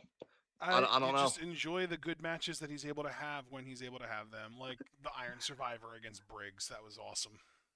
'Cause, bro, here's the thing. Like, if you look at how Eddie Thorpe screwed him in the Iron Survivor Challenge, in a way, it kind of comes like, wow, that's a lot of balls to screw a man that fucking menacing. But then I saw their segment like on the NXT after, and they tried to do a brawl, and Superior Paul, I popped at your comment. And you look at the brawl, and it's like that a program isn't gonna work when you can't choreograph a brawl right. The way that Jericho and others used to say you could tell how good a match is gonna be based on the lockup.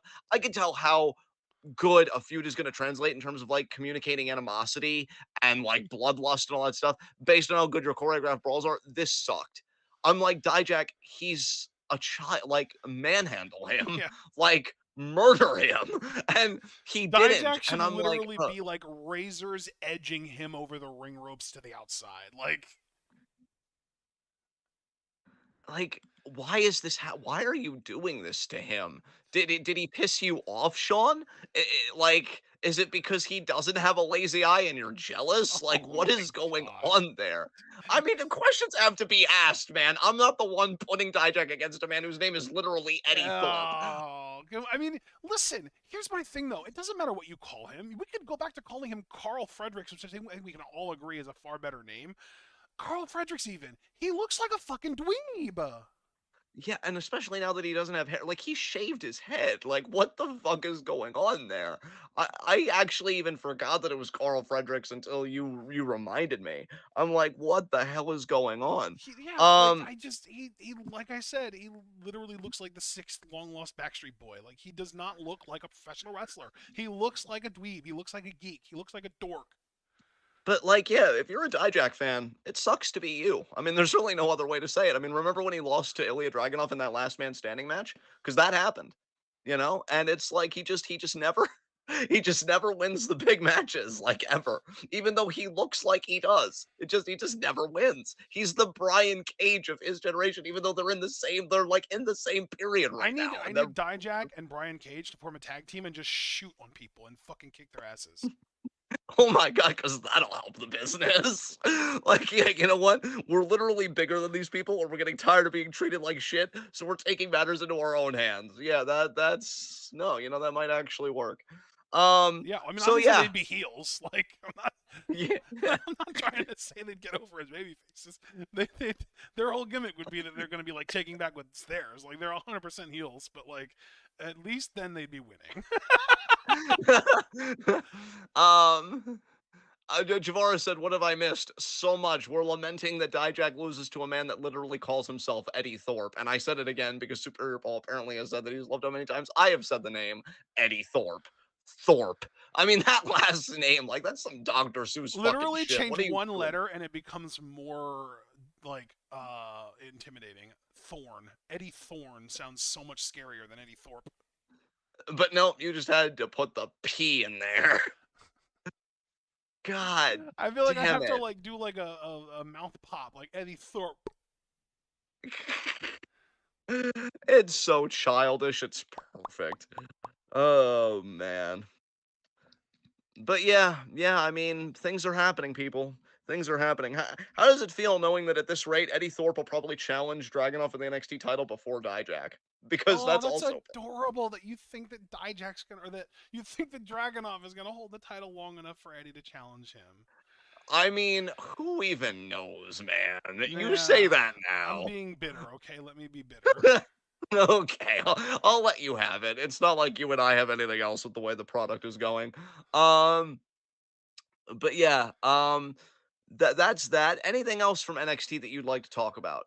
Oh my god, so much, so Let's much. do it. NXT's Yeah, been let's do it. great over the last few weeks. Honestly, it's been really good.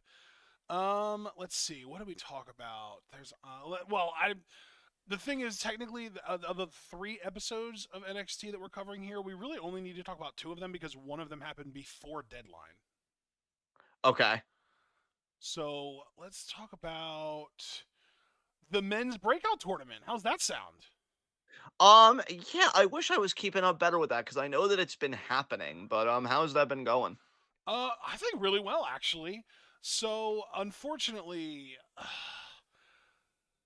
Lexus King attacked the one Native American dude that was going to be in the tournament and took his place. So, Lexus King literally colonizing the breakout tournament.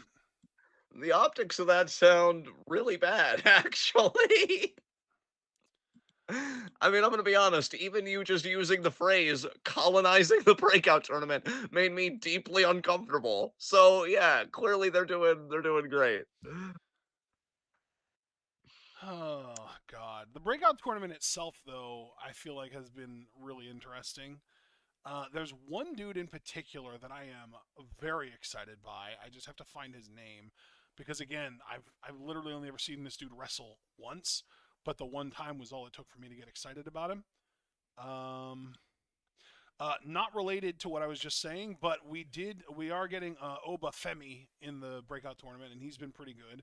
He I beat feel a like I saw guy, his debut. Yeah. yeah, Oh, I'm sorry. he Finish beat a finish guy your named thought. Miles Bourne in the first round.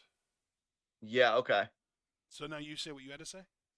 No, because I feel like Obafemi, like I feel like several months ago I talked about him because I actually watched his debut that he had a while back before this breakout tournament, and I really liked him. So if he won this tournament, I would not mind at all. Because he's a bigger dude, isn't he? If he's the dude I'm thinking of, Yeah, like, isn't he yeah, supposed to be he's a like pretty big massive? dude. Yeah. Yeah, he's a big boy. Like, yeah, I'm definitely big on him. So that's But great. on this week's episode of NXT, this was the week where we got the Tavion Heights match. And Ooh, okay. that dude is, I mean, you want to talk about a ceiling. I don't know if he has one. He is incredible. Like, he is brand new, but he is big, athletic, bubbly, charismatic, and oh, by the way, an Olympic wrestler. Nice. Like, he's got a long a long I don't even know what words to use here. Like, I'm at a loss for words. He's got all the potential in the world. Let's just put it that way. He is everything you look for in a prospect, basically, when it comes to the WWE and really pro wrestling in general. Just because, like, think Jason Jordan with a personality, bro. Like, he's great. He's really really exciting as a prospect. You make me want to like YouTube this dude and kind of give a quick reaction to him with There's how a you're three talking him minute. Well, up. dude, here. I mean, I'm literally looking on WWE's YouTube channel right now. So why don't I just link the 3 minute video that shows highlights of his match with this Luca dude? I'm actually looking right at that. I'm gonna Oh, click on that well now. then I won't post it. All right. Okay, and like, okay, he's the one I'm guessing in the singlet because most Yes, wrestlers like, yes. yeah, I figured. Yeah, the other dude's got an Italian mobster gimmick, kind of like Tony D. Luca Crucifino. Ah, nice. Maybe they'll keep him too, and they'll make him run with D'Angelo and company. But while I'm watching this, because I don't want to take up too much time just watching this and doing basic reactions just because I'm seeing the highlights. Anybody else in this breakout tournament that you've taken a shine to? Oh yeah.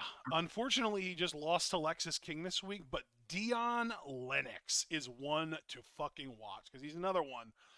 Bigger dude, super fucking shredded. Do you remember Percy Watson? Yes. Lighter skinned Percy Watson with more personality and better in the ring.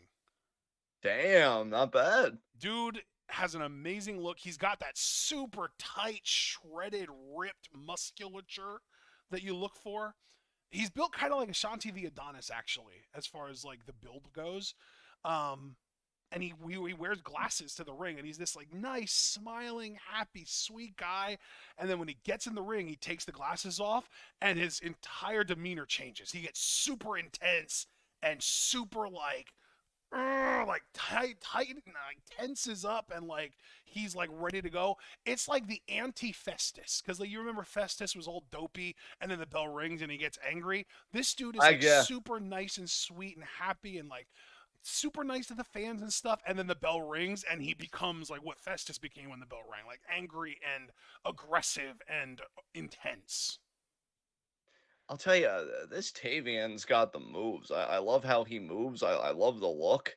Um, he bumps great.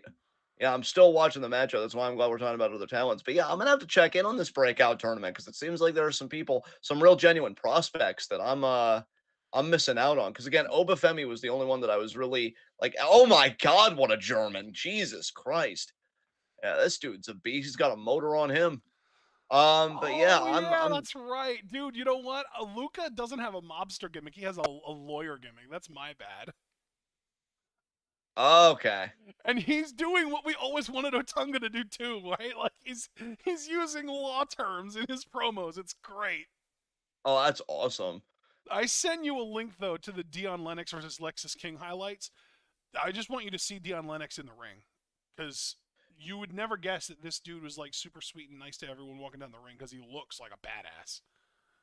All right, I'm watching that now. Tavian, definitely a fan of that dude. I'm gonna have Yes. to watch more of him. Yeah. I love that he has a belly to belly for a finisher, but it's actually believable.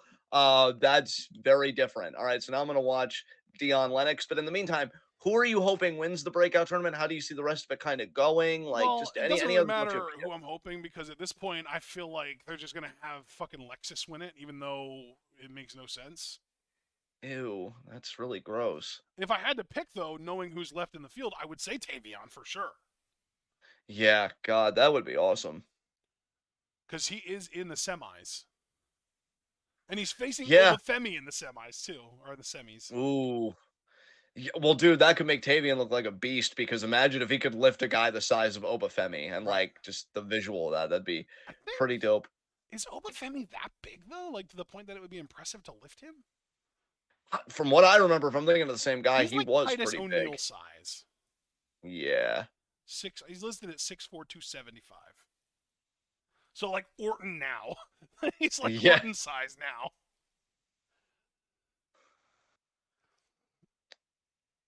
Man, Lennox is just looking like, bro, if you don't start like not fucking sucking in this match that matters to me right now. Yeah. He's firing up. Yeah, I really liked his babyface fire too. That was really good. Yeah, because we already did the women's breakout tournament, right? There's not one Yeah. going on That's simultaneously the with one this. that Lola Vice won. That's right. She beat Kalani Jordan last. And it's And I funny though remember because liking she Klein wasn't in Jordan. the Iron Survivor, but Kalani was.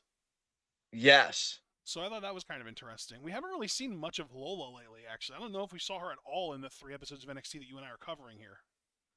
Yo, Lennox had a beautiful drop kick there, and I just saw the Yep. scoop slam he did. Yep. Dude's got great springs on that drop kick.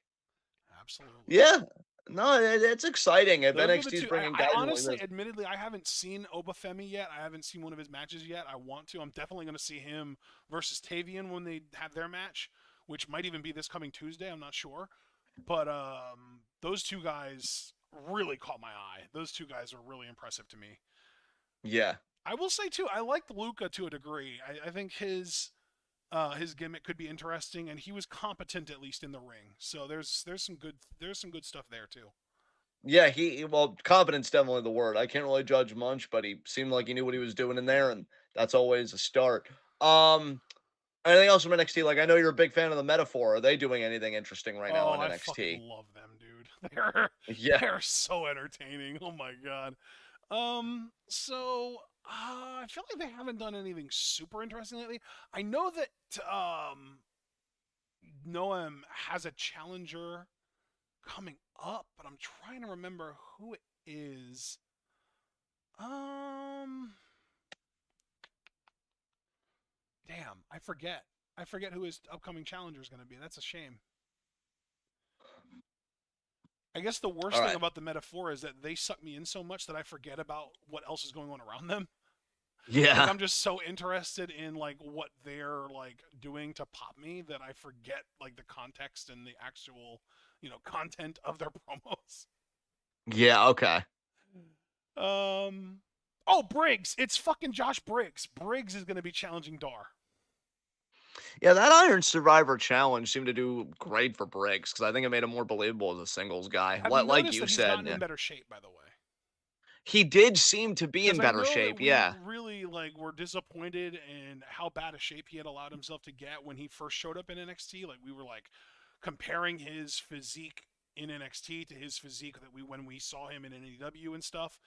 But like he's much closer now to his NEW shape than he was when he first got to NXT. I think he saw and I think he put in the work and I think he's getting in much better shape and he's doing some crazy shit now too. I think he even did a moonsault at in the Iron Survivor challenge. He did, Yeah, because he had a spot where he did moonsaults in, like, in stereo with with Dijak, and Dijak. they got Yeah, the double pin. yeah. Yeah. So Bro, yeah, his that lariat's legit as hell too. I really yes, like his he has a lariat, great yeah. lariat. That was one of the things that made us really like him in the first place. So yeah, Yeah. him challenging Dar is going to be really interesting. And Foster even said in chat that he wants to go alone in that match. Yes. Yeah, I think that could be an interesting matchup, very interesting contrast in styles, 'cause Dara is, like, a smaller guy, relies more on quickness and, like, technique, where Briggs just seems that pure raw power type wrestler. So, I might actually be interested in that match. That might be good. Foster in chat also said that Lola has been doing interviews with the contract and that Elektra wants her to use the contract for the tag titles, but Lola doesn't seem very into that idea. Ooh, dissension. Yup.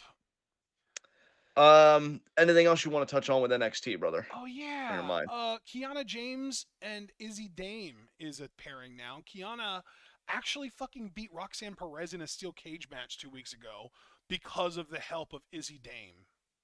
I saw that. I'm gonna be honest. When they said like, "Oh, Izzy cost Roxanne," I'm like, "Oh my god, wait, Bailey's Izzy is in WWE now." But no, it's like another Izzy apparently. Izzy Dame, like you said. I also noticed that Roxanne had a backstage interview after, like one of those like exclusives that they do on the YouTube channel or whatever, Yeah. where she was like, "I don't want to talk right now." She seemed very angry, very frustrated. I don't know if she's gonna become more aggressive, if she might be turning heel soon. But yeah, interesting that Roxanne might be going in a different direction. But Kiana James, it's kind of interesting how they've kind of made her. I don't want to say like a top heel in the women's division, because I would still say that belongs to like Blair Davenport and the like. She But is like maybe, a yeah, gatekeeper heel. Like she really is like that upper mid card heel for sure in the women's division. yeah. I don't know. Do you think it's a good fit for her? Do you like not buy it? Because You know I what? don't really watch much. I don't like seeing her get wins over women that I like more, like for example, Roxanne or Gigi Dolan. But I like her in the ring, man. I think she's got something going on there. It's weird because like I have this tendency to confuse three women on the NXT roster in particular. She's one of them. It's her, it's Kiana James, Fallon Henley, and Tatum Paxley. Because Yeah. they're all just these like to me they're all just these like generic white girls that have these generic white girl names, and I have a hard time keeping them straight. But I'm starting to get better at remembering like Kiana is the one with the glasses and the kind of squarish build, and she is the best worker of the three as far as I've seen. Fallon is the one that's paired with fucking Briggs and Jensen, and she's the one that does the fucking southern accent, and I don't like her. I think she's annoying as hell. And Yes. Tatum Paxley has like a goth girl gimmick going on, and I've really been digging her lately. She does the tequila shot as her finisher. Yes. So Yes. I think the only one of the three that I just outright do not like is Fallon Henley, and she was the one that was in the Iron Survivor Challenge too. Yes. But Kiana, I think she's solid, man. I think she's a solid hand. I think she might be a little too high on the card for my liking, but I mean, it also depends on how she's used. Like, if she's going to get these big wins so that she can eventually put someone over big, then, maybe that's worth it. All right. Yeah, I just wanted your opinions on her, because I've seen Kiana James here and there for a little bit, and she doesn't seem bad, but it does seem like they're treating her like a bigger heel relative to the division. So yeah, and then with Roxanne, do you think it's just gonna be, maybe she'll get more aggressive? Do you think maybe a heel turn's coming? And any thoughts about that? Like where she could Huh. go next after That's a losing this good cage match? question. I don't remember. Let me, I'm trying to remember if I said anything in the Discord about Roxanne losing that match. I think I was in a call, so I probably didn't type anything about it, Right. which is kind of a shame because I like having my own notes to go back and look at. You know what I mean? Of course, of course. Um, Yeah, I I don't know. I just straight up don't know. I hadn't even thought about the possibility of Roxanne turning heel until you just brought it up. I don't think. All right, fair enough. I just wanted to, kind of feel it because, there are some things that you mentioned that I'm like, oh, I actually can talk about this a little bit because I saw it. So again, I did see her lose the cage match and then the like post match promo that she cut backstage. And yeah, just I don't know. She might just be getting sick of everybody's shit. And I certainly can't say that I blame her.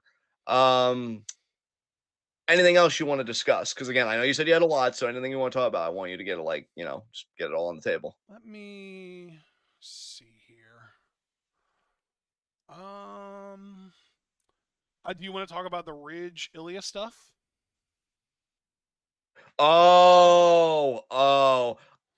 Okay, so to put my cards on the table just very quickly, I didn't watch the clip, but I saw the headline of it that apparently they're doing an injury angle where like Ridge injured Ilya. I thought it Yeah, was in very poor taste. yeah. Like, what the fuck are you fucking doing? But those are the extent of my thoughts. Did you have anything you wanted to say about it? Because I'm actually No, you surprised they're pretty much doing said it. exactly what I would have said. Yeah. Um. I'm sure I would have God. said it far less elegantly than you did, though. Yeah. No. That it was just an incredibly poor taste. Like, I'm never not gonna miss Big E now, and he's probably never coming back. I've just kind of accepted that he's not coming back, which is a shame because like I was really looking forward to him getting that singles push again. I love the Wale theme, and Big E as a performer, I feel like was always solid. And yeah, like just because of Ridge's one, and I know Ridge feels bad enough about it, and I don't want to pile dirt on him, but my ire and my frustration is more with the proverbial adults, in the metaphorical sense, in the room that are writing this shit and doing this shit. Like, his history, the stigma around Ridge.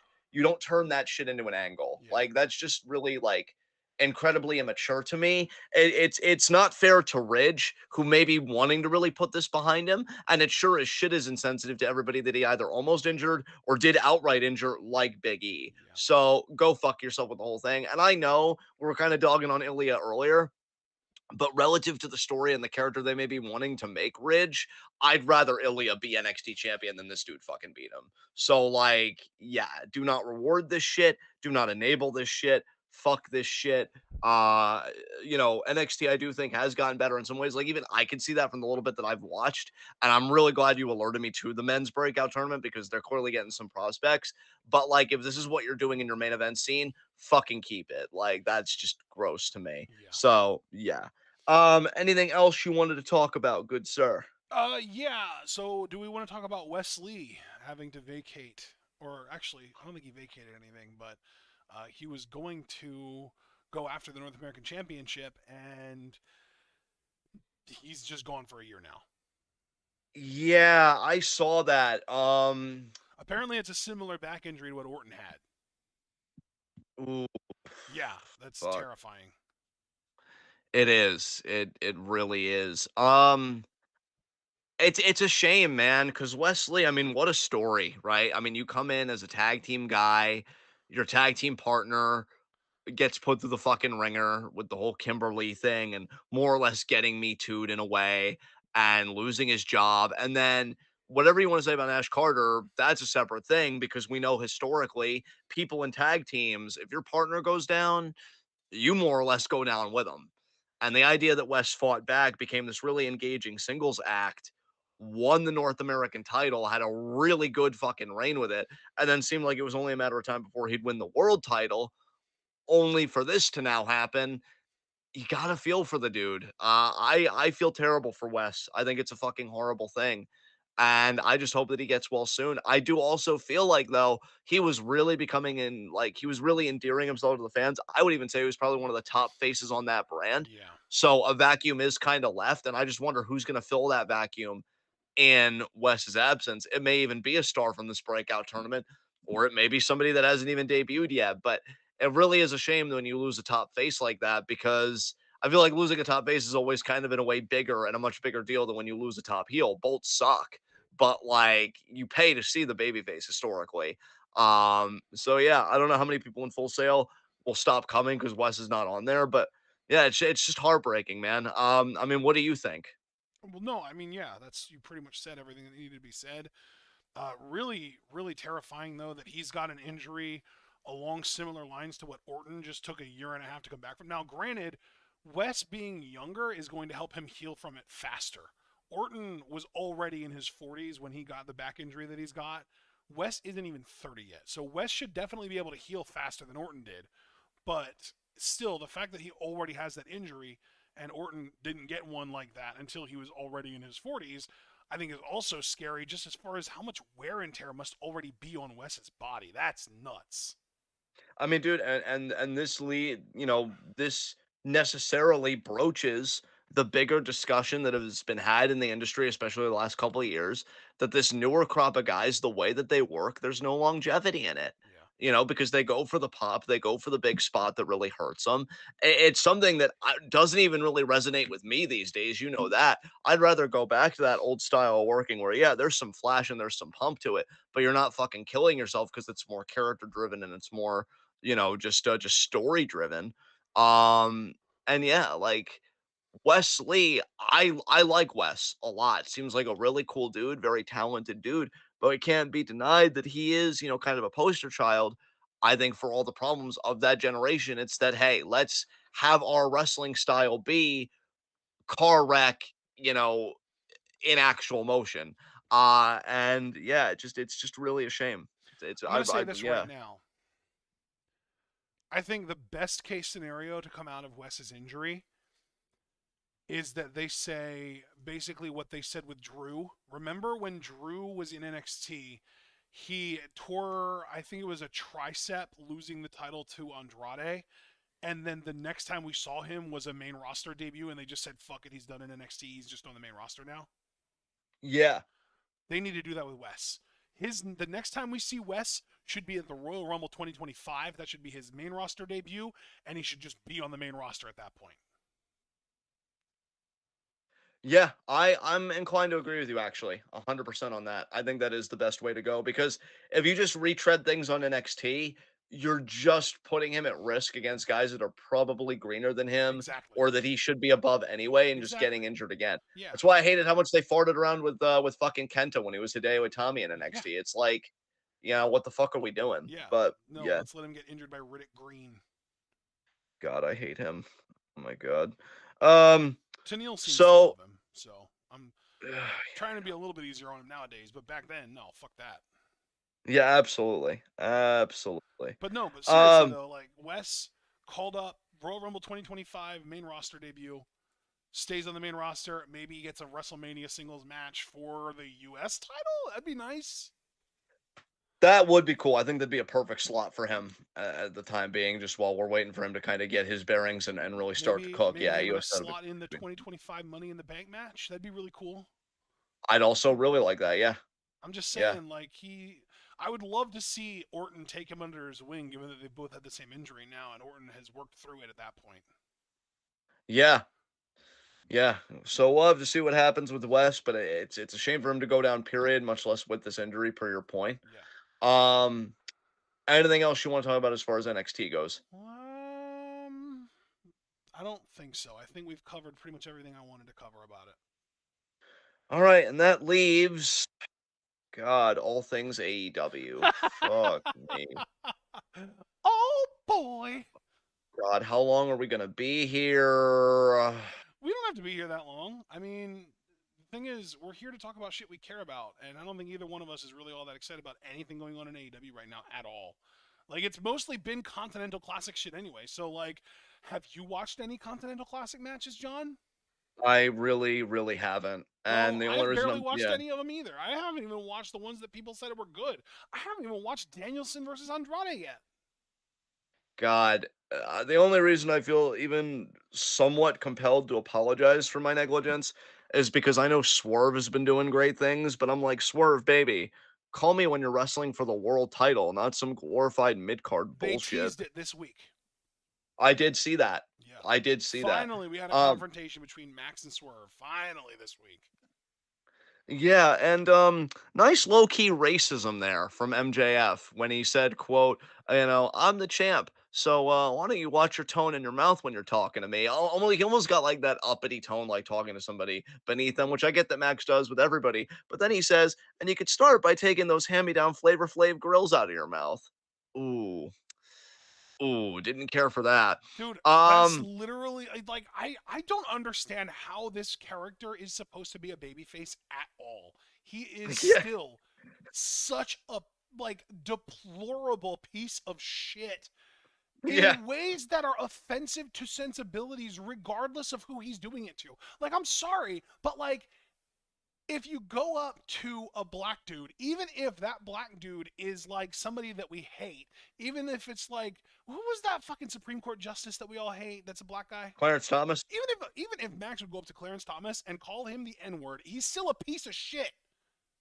Yeah, Like just yeah, because you're being a piece of shit to pieces of shit, if you're doing hate crimes, you're a bigger piece of shit. Fuck you. yeah, yeah. God. So yeah, MJF's part of the promo was cringe and Swerve was fine enough.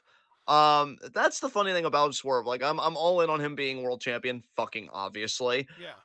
The talking, his promos have always been a weird gray area for me because at times I think he cuts really good promos, and then at times I'm like, I'm not so sure about that one.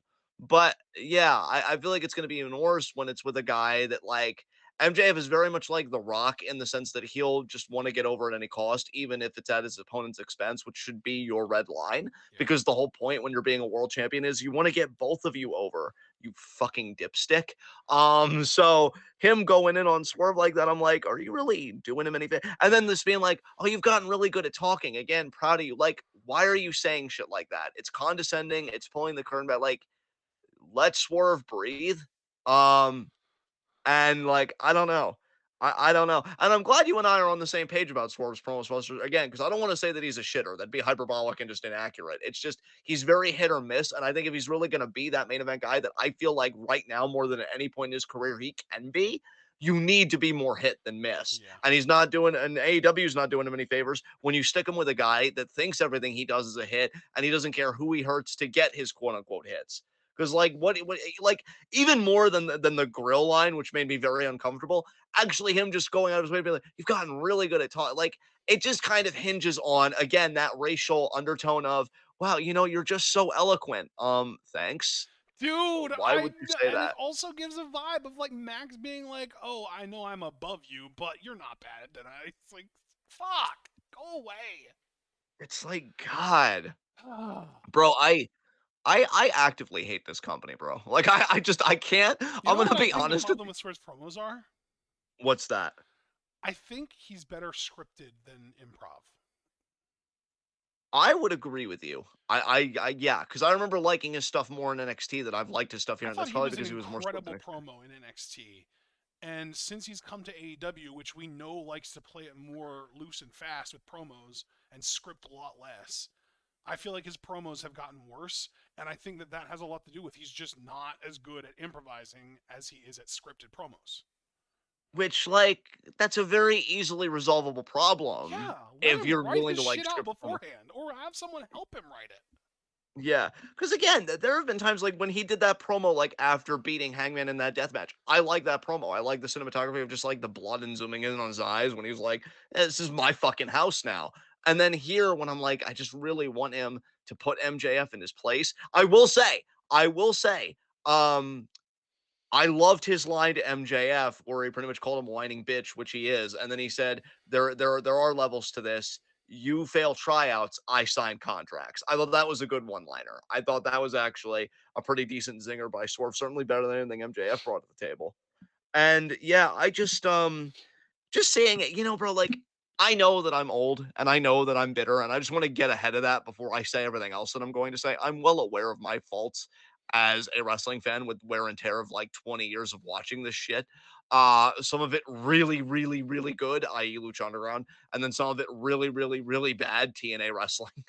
um, but like I just actively hate this company. And I know that I actively hate this company because even when I'm seeing a tease of the one thing that I've wanted, Swerve going out after the main event title, the world title, and being in the main event picture, I see it and I'm like, no, take it back. Because I'm like, I know it's not going to be what I want it to be, and I know it's not going to do anything for Swerve unless he wins. And you know, a company's bad that even if he wins, it's not a guarantee to do for him what I would like it to do for him. Just, oh God, bro, I hate AEW so much. Jesus Christ. Oh God.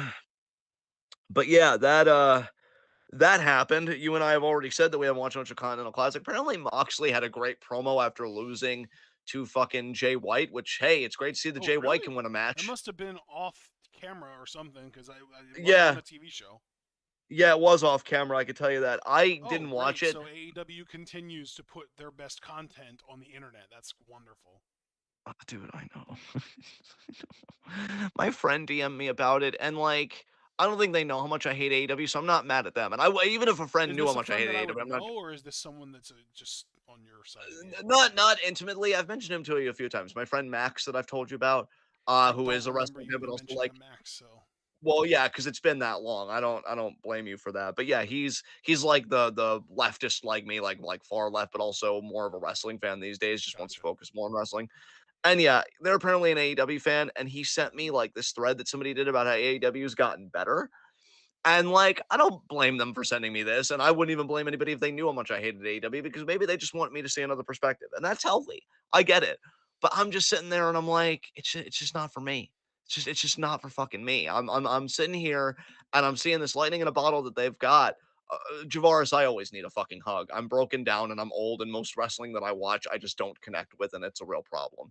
But no, like I'm seeing this lightning in a bottle that they've got with Swerve, and even that's got like some problems that aren't even insurmountable, but like they're going to feel like it because AEW will refuse to do anything about them. And it's such a fucking shit show.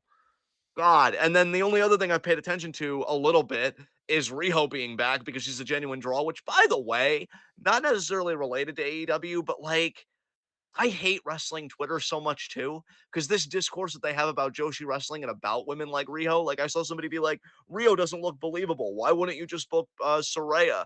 That's like the easy like gimme title match, and it's like Rio's a bigger draw than Soraya is objectively. Rio has done genuine business for AEW. What are you talking about? It just God. Have you paid much attention to Timeless Tony Storm and everything going on there? Oh yeah, I've been keeping on tabs. I know. Oh God. See, the problem for me is I need a prompt. I need like, oh, do you remember this? And I can be like, oh yeah, yeah, I remember that. But if you just ask me if like what I remember, I'm gonna draw a blank because I don't remember shit off the top of my head. So like, what Tony's the last thing I remember about Tony Storm is that she was watching the match. I don't even remember who it was between. I'm assuming it was Riho and Soraya, and afterwards she tried to attack and they beat her up, and then Mariah May hit her with the title. That I think was the most recent thing. God, and you know, like I don't want to piss on what Mariah's doing because I think she's doing fine, but like I haven't gotten over it, man. I still wish she was in Stardom with Mina. I can't. Like I see her in an AEW ring, and I'm like, I'm happy for you, truly, truly, but it's not home. I want you to be home. This sucks. I feel like you're on some kind of vacation. You're gonna come back any day, and you're gonna be like, "Oh, Mina, I went to this other company, AEW, and they're so weird." But that's not. It's not happening. God, I hope Mariah lands on her feet with this. I really hope AEW knows what they have in her, but I have no reason to believe that they do. Happy for Riho that she's back. Should be an interesting matchup at World's End. I fully expect Tony to retain. But then you've got this other stuff in the women's division. Like who's TBS champion right now? Is it Julia Hart, right? Because I've Yeah, I totally think so. Yeah. I've Oh totally fallen God, off yeah, with that's that. weird shit too. Because now all of a sudden she and Sky Blue are teaming together. God, and like Sky Blue, that's another one that I just like I don't really get. Like she's not horrible or anything, but I'm like, okay, she's doing stuff. That's cool. I don't know. It's just not really much to guess. Really, the one thing I am excited about is that Thunder Rosa's back. But then, like, she's apparently in like some kind of team or an alliance with Abaddon, which cool that you're using her and that you remember that there are other people on your roster. But yeah, I don't know. The women's division still feels like it's just I don't know. It's just not as coherent and not as strong as it could be. Really, to me, the best thing in women's wrestling on that side of the aisle continues to be Athena and her ROH women's title reign. I wish But it was that on TV. You and me both. You and me fucking both. That would be pretty awesome. Um, is there anything from AEW just in general that you just feel inclined to talk about at all, even if it is on the more negative side? Because like there's just really nothing for. I just really have not paid a single fucking lick to this product beyond again the things that we mentioned. Well, um, I know we can talk about Kenny being out for a while because of the diverticulitis. I just heard about that yesterday. That just shows you how out of the loop I've been because I only learned about that recently. How much is that going to hurt what they were doing? Like, how involved in storylines was he? Like, Well, is he this was going doing to the whole shtick with Jericho with the Golden Jets or the Golden Rockets or whatever the hell it was. I think it was the Golden Jets, right? Golden Jets? Yeah. I think they were about to challenge for the tag titles, believe it or not. Probably win them too, but now that's not happening. Oh Although I well, think that's Jericho yeah. might get a replacement partner, but I don't know who. Oh, Me too, oh man. Me well. too. Yeah, yeah. I'm sorry, folks. I can't really hide it when it comes to this. Um, what was the 3 week period that we missed? Did Nick Wayne's mom fucking cost Edge the TNT title? Was that in this period? Or was that just before this period that we're That might have been this period. It was on Dynamite, I believe. DBK said Yeah, he it misses was. It Christian was. Cage? It was Yeah. three Dynamites ago. Yeah, it was. I mean, Christian continues to be the best thing in AEW and one of the best things in pro wrestling. God, I God, I that was wish so good. That was so fucking good. I, I mean, I kind of want to say something really dark, and I'm trying to stop myself because I'm like, come on, John, you have to be better eventually. But do I?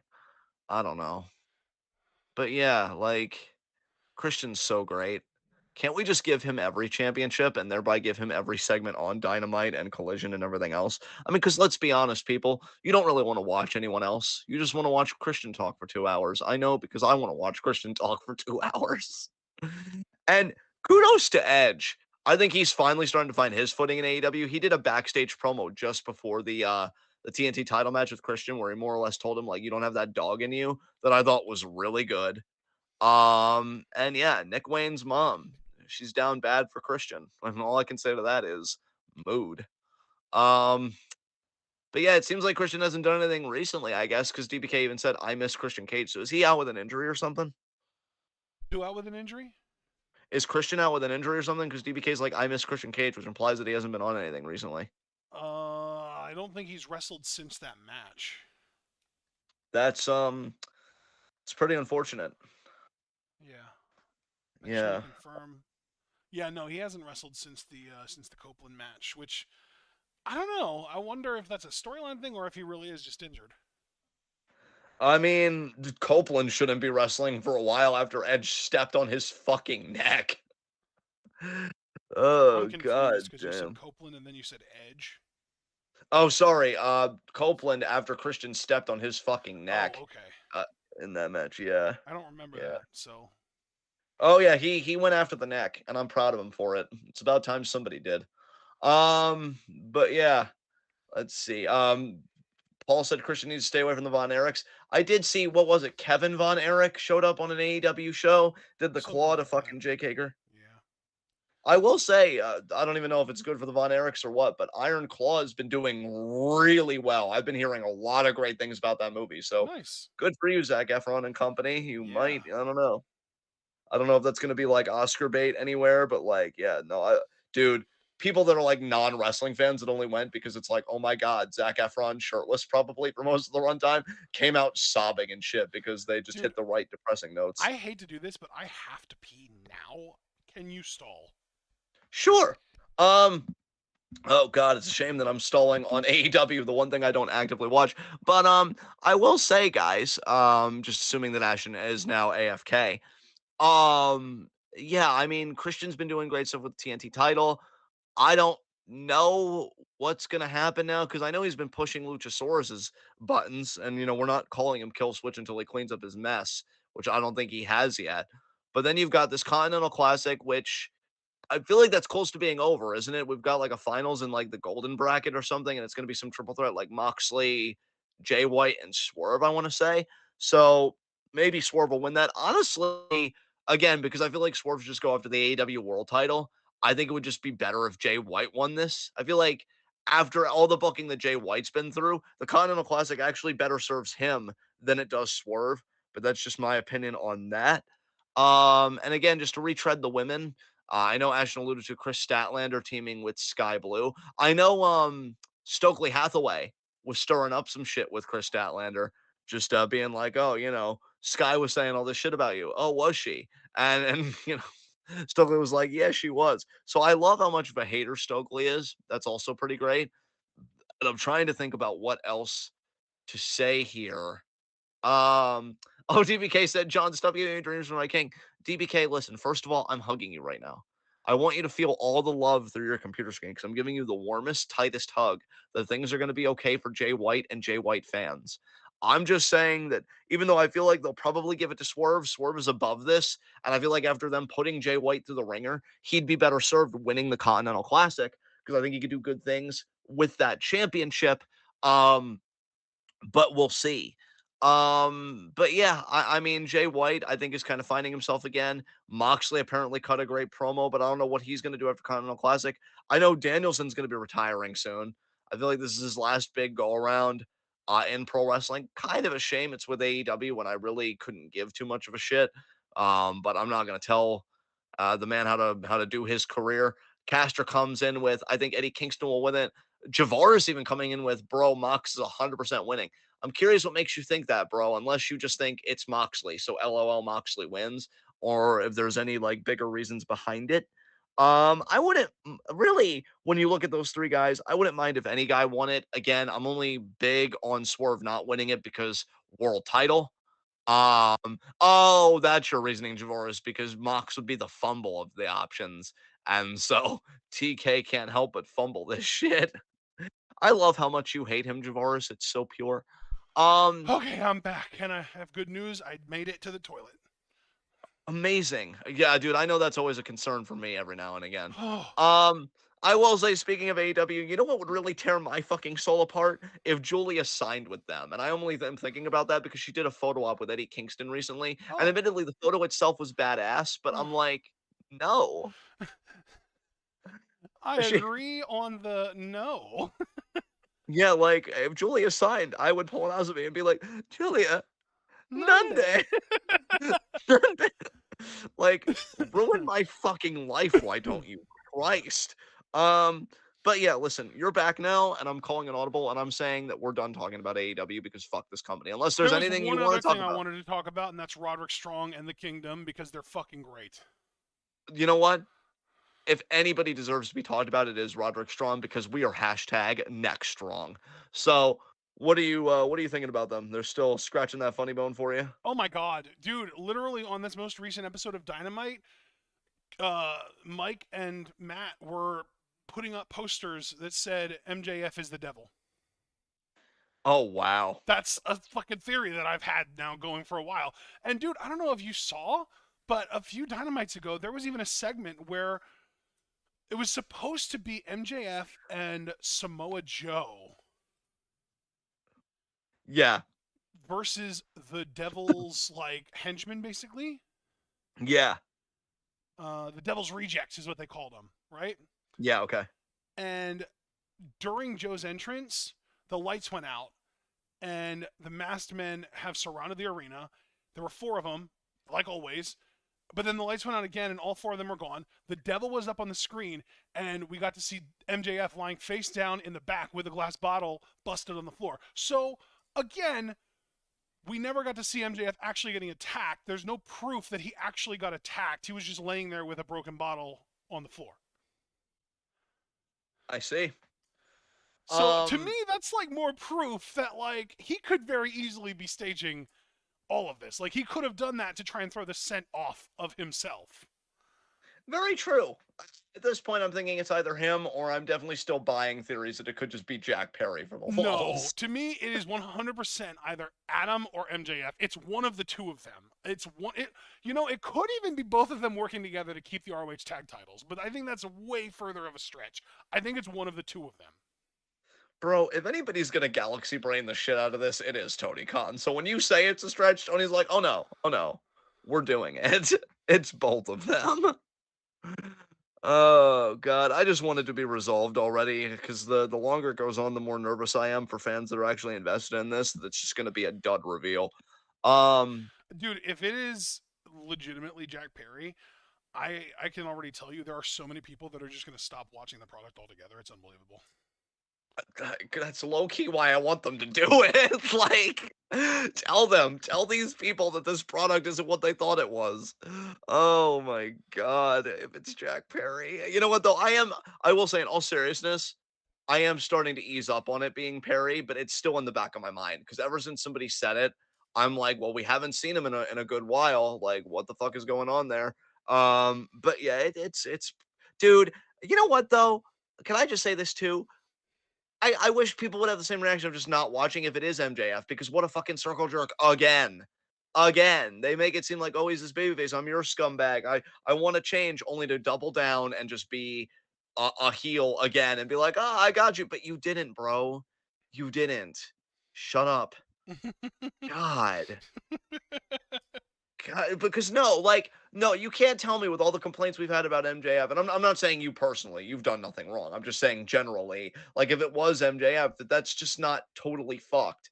Like, again, It's you're the just same doing the same MJF lazy writing. storyline that they've done multiple times. They just stretched it out longer this time. I know it just reeks of laziness. God. But yeah, anything else you want to say about Roderick and the next strong family? Um, Other than just that, it's one of the best. Like, literally, AEW to me has three pillars right now, not four, and the three pillars are Swerve, Christian, Roderick Strong. Those are the big three right now for me in AEW.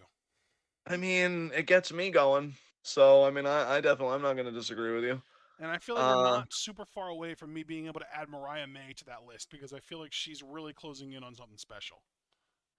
dude, I hope you're right, man. God, I hope you're right. I feel very protective of her after we watched her flourish in fucking stardom. I swear to God, Antonio, if you fuck this up, Jesus Christ. Um, so yeah, I think it's that's all I Anthony, gotta by say the about way. that. Yeah, he doesn't deserve me to address him properly. Put out a good fucking wrestling show, and then I'll show you that modicum of respect. Um, but yeah, that's all I've got to say I about guess that. to just Anything kind of else? touch on the Continental Classic, we're getting a triple threat in the finals for the, I think, Blue League or whichever the fuck league. It doesn't fucking matter. It's going to be Moxley versus Jay White versus Swerve, where the winner of that match wins the league and will go on to the finals. Yeah, I was mentioning that when you had to piss, and I said that they really couldn't go wrong. But I'm kind of hoping that Jay White just wins now because you already know I feel like Swerve's above it. Mox just feels kind of tired right now, and after Jay White's booking, I feel like he kind of deserves this Yeah. because you kind of screwed him over and made him look really bad in the world title picture. So who do you think is going to emerge victorious in the triple threat? You know, it's weird because I feel like the worst case scenario is Swerve because again, like you said, the winner of this tournament just gets a fucking treasure trove of mid card titles, and like, who wants that for Swerve? I don't. I don't either. So I kind of feel like the worst case scenario is Swerve winning, but I feel like that's the direction they're going to go anyway. Oh fuck. I feel like they're going to have him win the tournament and then challenge MJF and lose. Like that's just what I think they're going to do. That sucks fucking eggs. I hate it. Like he's gonna win all this gold and then he's gonna be like, oh, I gotta complete my collection and goes after MJF, only to lose. Fine. I don't have any opinions. I just God, this company. All right. I'm just catching up on some chat stuff.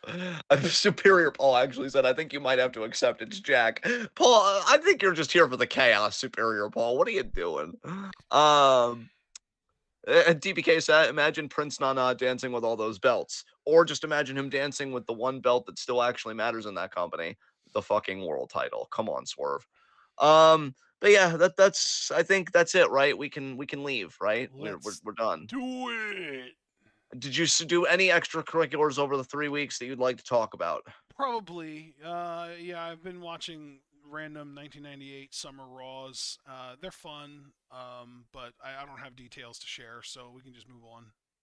Hooray, because I think I've watched some stuff too, but I don't even remember. It doesn't fucking matter. So, all right, that leaves it to opening up questions to you guys. Now, this is a very unique episode because this is canvassing the last 3 weeks. So, if there's anything that you're like, man, why did John have to get COVID? I wanted to ask him about this. Well, now's your chance, friends, because while I'm not over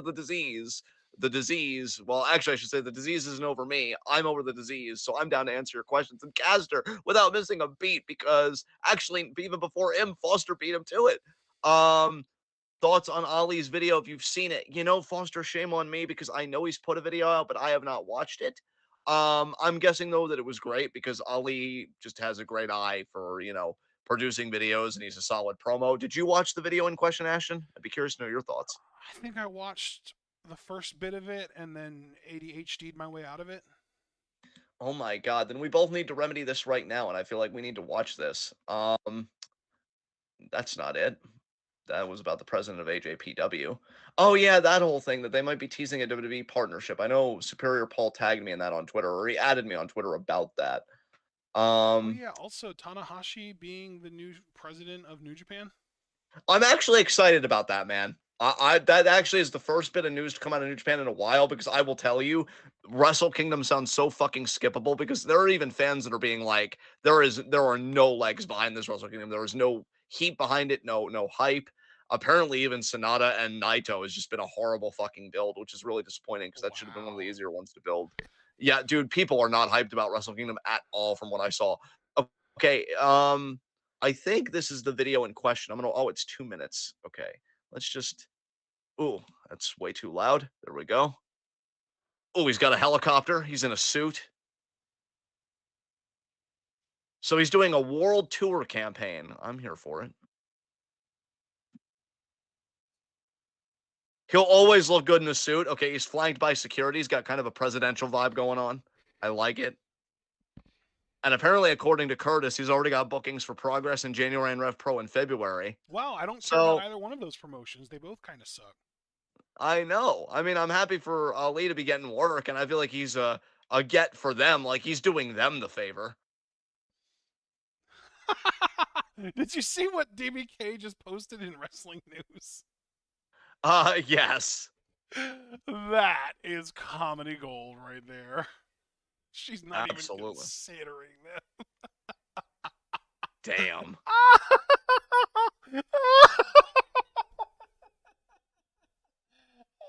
Love that.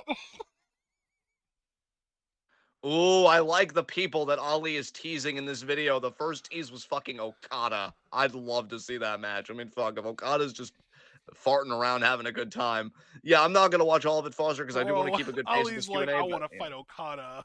3 months later, Okada's in WWE. Dude, why you gotta be like that, man? Like I can deal with you pointing it out, but the laughter after the fact. I mean, Oh. it's just the way this cruel world works sometimes, man. Like, yeah, I was gonna say in your defense, I feel like you're laughing more for your own sake, just because it hurts so bad, but you don't want to let it show. You're like, just laugh through it. Just laugh through it. We're not gonna be live too much longer. But yeah, Father, it's just good to see Ali on his feet again and just doing stuff again. I think he's a great talent. I think whatever company he goes to, I think he's gonna have to work his way back up to getting that main event kind of hype behind him. But I think he's capable of it. I Hey, I if he really was like the him. devil, I would not complain. That would be cool. That No, would be dude, that'd be interesting. great. Yeah, that would be interesting. I see that. See, when you said that, I did something that I don't normally do with AEW. Pop. So yeah, work your Yeah. fucking shit out. We should tell Um, Abel that his pop popped. you're all right, Ashton. All right. Are you sure you don't want me to Let go to my room? you're fine. Not like I could anyway. I gave you immunity for reasons I don't understand. Uh, Caster Sales with AOP in his corner. Do you think Cross will become world champion eventually? Caster, I sure as Caster. fuck hope not.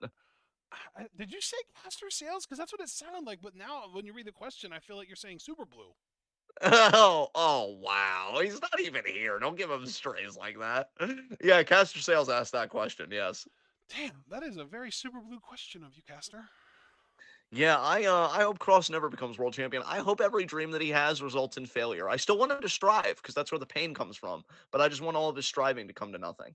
So I hope he yeah, gets fired again and then decides to work an AEW date because he doesn't get an actual contract. He works a date and it's a tryout and it's against Adam Cole and he loses and gets embarrassed and then he gets never talked to again by AEW.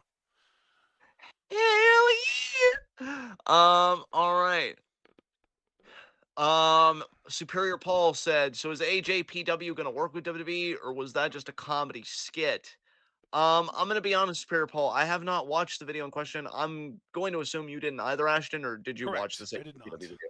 Yeah, they apparently did like a Christmas video where like the president was with these women that were like in sand outfits. Well, two of them were, and then the other one was like whatever. He was probably drunk off his ass. It feels like he's been drinking a lot of sake. And apparently WWE called him or something. Now, here's the interesting thing about that. I'm normally against companies saying WWE's name or like talking about WWE just to be like, oh, we know them. We know that we're not a bubble. If nothing's gonna like happen with the company or with like a performer in the company in question. But for AJPW to do it of all companies feels really random, so random that it almost circles back to are they doing something with them? So I could actually believe it. I mean, Triple H, I think, has been wanting to get more into the Joshi scene and just the Japanese wrestling market in general. I mean, Nakamura's worked out well for him. Io's worked out well for him. Asuka, Kyrie. He very clearly has interest in that market, I think, across just gender and everything else. So I could see it. Anything beyond that, I mean, I'm gonna have to wait for them to give me the confirmation, not the other way around. I'm not gonna just expend energy on needless conjecture. But could there be something there? Absolutely. Do I want there to be anything there? Monopolies scare me, so I'm gonna say no. But we'll just have to see what happens. Um, let's see, man. Superior Paul really trying to get us ready for a lot of things because at first he said you might have to accept that it's Perry, and then a few messages later, you might have to accept that Okada is going to WWE. A Superior Paul, you might have to accept that I'm just not going to stop harassing your face because it's beautiful. So maybe it could be, a two-way street where you work to accept some things. Maybe I don't have to do all the accepting. Do you ever think about that? Yeah, that's right. I'm gonna unmute my crisp so that I triangle snap. There we go. I did it. It happened. Yeah. All right. So, That definitely warranted a golf clap. so Superior Paul also asked, who is better at striking when the iron is hot? WWE, AEW, or original ROH? Who is better at striking when the iron is hot? I mean, WWE. probably WWE. Yeah, and even then, sometimes they have to like it's like pulling teeth, like Daniel Bryan, for instance. WWE is really good at striking when the iron's hot as long as they were the ones who heated the iron in the first place. Exactly, because pride is a hell of a drug. If it gets struck by lightning, you're fucked. But if they were the ones that got the oven nice and warm or the fire nice and warm, and they were the ones that actually stuck the iron in the fire in the first place and heated it up themselves, they are the best in the world at striking while it's hot. Yeah, I think you said it perfectly, honestly. I think you did a great job. Um, wow, Superior Paul. Meet me out back behind Outback Steakhouse later. I think you and I have a lot to talk about. When are we getting the Um, catharsis of evil back in the Patreon Discord? fuck yeah. Let's see. Caster Sales. Cash Sales actually with two questions, so we'll do the later one first. Do you think the Devil's identity will be revealed at World's End? I fucking hope so. I really stop dragging this shit out. Unveil that face. What Ooh, about you, I partner? know You think they're you gonna keep are dragging it out? firmly anti-veiled face, so I am. I am. That is one of my consistent takes. it is. It What about is. what about you? Do you think they're gonna reveal it at World's End, or do you think they're gonna keep tickling those balls? It's a lose-lose. Fair enough. You sounded somewhat dejected when you said that, and all I can say Well, to that yeah, is I because it's a understand. story that they should have revealed it at Full Gear, and they didn't. So anytime after that they reveal it, it's going to be too late. Yeah. And then I'm still laughing over Superior Paul's latest message. Casual Sales also asked, "Do you think Roman achieved the status of legend?" I mean, obviously, He's the tribal fucking chief. I think he achieved it when he retained the world title that he never stopped holding at 2 back-to-back WrestleManias. And if he retains it again, it's just like, who the fuck even is Bruno Sammartino? So, yes. God. Have you Uh, seen have you seen the video that I posted that was done about Roman? no. It was Eye Patch Wolf, Super Eye Patch Wolf. Oh, no, because I know of that video, but I ain't watching all that. Dude, it's worth it. It's so fucking good. Is it really? It really is, yes. I I would mean, legitimately watch it with you and my mom together. We could all three watch it. I'd put it up on my TV and we could all watch it. that makes me more amenable to watching it because just by myself, I would never watch something like that unless I was watching it at 2 times speed. Because I cannot do overly long video essays anymore, bro. It broke me. Unless it's a concept I'm really into and I want to savor it. Like I know that my favorite philosophy YouTuber that I've shared in the Discord a couple times, like he did like a 3-part video essay series on the German Revolution. I still want to watch that. I'll probably watch that at normal speed because it's like, opening fine wine. Other stuff, I'm like, eh. Like even FD Signifier, who I'm a big fan of, I watch his stuff at 2 times speed. I'm like, I'm not here for like an hour and a half of you talking about like Kanye or some shit. Like I'm here for it, but I'm not here for the whole hour 30 of it. We're gonna trim that. We're gonna trim that tree. So yeah, maybe I'll watch it. Maybe all three of us will just watch it together. I'm totally down for that. That's fine. Um, let's see here, Caster again. Oh, interesting thing about that, Paul, and I'm only going to answer you first because yours is like totally unrelated to any wrestling thing. I have been watching that in bits and pieces, and all I can say is fucking wow. Like, I knew plagiarism was a problem, like in academia, because I have a lot of my friends that talk about getting student submitted papers from Chat GPT and stuff. I didn't think that plagiarism was just a problem, just in terms of like just YouTube content, like these video essayists and shit. It runs deep, my man. I'm not even a third of the way through the video, I don't think. I have to look at where my most recent timestamp was watching it because I've been taking that shit in chunks. But yeah, I've been watching some of it. Ashton, did you even know? Okay, so we have to take this bit by bit. I think you know who H Bomber guy is, right? Yeah, he's the from whom Ben a fucking Aquaman. That's that guy, right? Yeah. Have you heard about like what's made him trend recently? No. Oh, dude. Okay, so he pretty much did this 4-hour expose on plagiarism in YouTube. And admittedly, a lot of these guys I haven't even heard of, but apparently they're like bigger in like the video essay slash breadtube community. And God, what was the one guy's name that he really went in on? That he actually was such a scammer, like he took money from people and shit, and he just plagiarized like big time video essays. I've read James Somerton, I think it was Never heard of him. he went in on him. Yeah, yeah, the James Somerton section is fucking. Oh yeah, that's the one, Paul, that I haven't gotten to yet because I've been watching the video in full. He's been going after game reviewers that like. There was one game reviewer dude that temporarily worked for IGN and he ripped off his own IGN coworker. That's how bad the plagiarism was. So like Jesus. yeah, H Bomber guy did this huge 4-hour video on plagiarism, and he has ended a lot of careers, and it's been See, it's amazing, shit like that that honestly. just makes me feel like I am just never gonna find success in capitalism because of the levels that people have to sink to in order to find success. Yeah, like I've even thought about doing more content creation. Like, I've flirted with the idea once or twice of like doing a philosophy YouTube channel. But for one thing, what's popular today, I just don't have the energy and inclination to do like all the video editing and like deep dive video essays. Like, I don't mind doing research. But to the extent that I see some people do it, it's like just insane. And again, H. Barber guy, this was a over 4-hour fucking video. Yeah. But it paid off. Like he's been getting millions of views. He trended for like I think a solid 2 days after the video Jesus. came out. Like, yeah, well, he's one of the more popular ones and for good reason. Like, you could tell the effort he puts into his videos. But yeah, dude, he spilt the tea on a lot of fucking people. A lot of fucking people. And yeah, so normally I don't talk this extensively about something unwrestling related in a wrestling commentary of ours. It's like not a Q&A or whatever. But since Paul asked and it kind of lit my brain up, I just thought I would kind of indulge him there. But to go back to an actual wrestling question, um, I love you, Bob, because I keep reading that message where he would accept me in his face anytime. And I'm like, God, I've never wanted to take an invitation more or harder. I don't know, whichever term you prefer.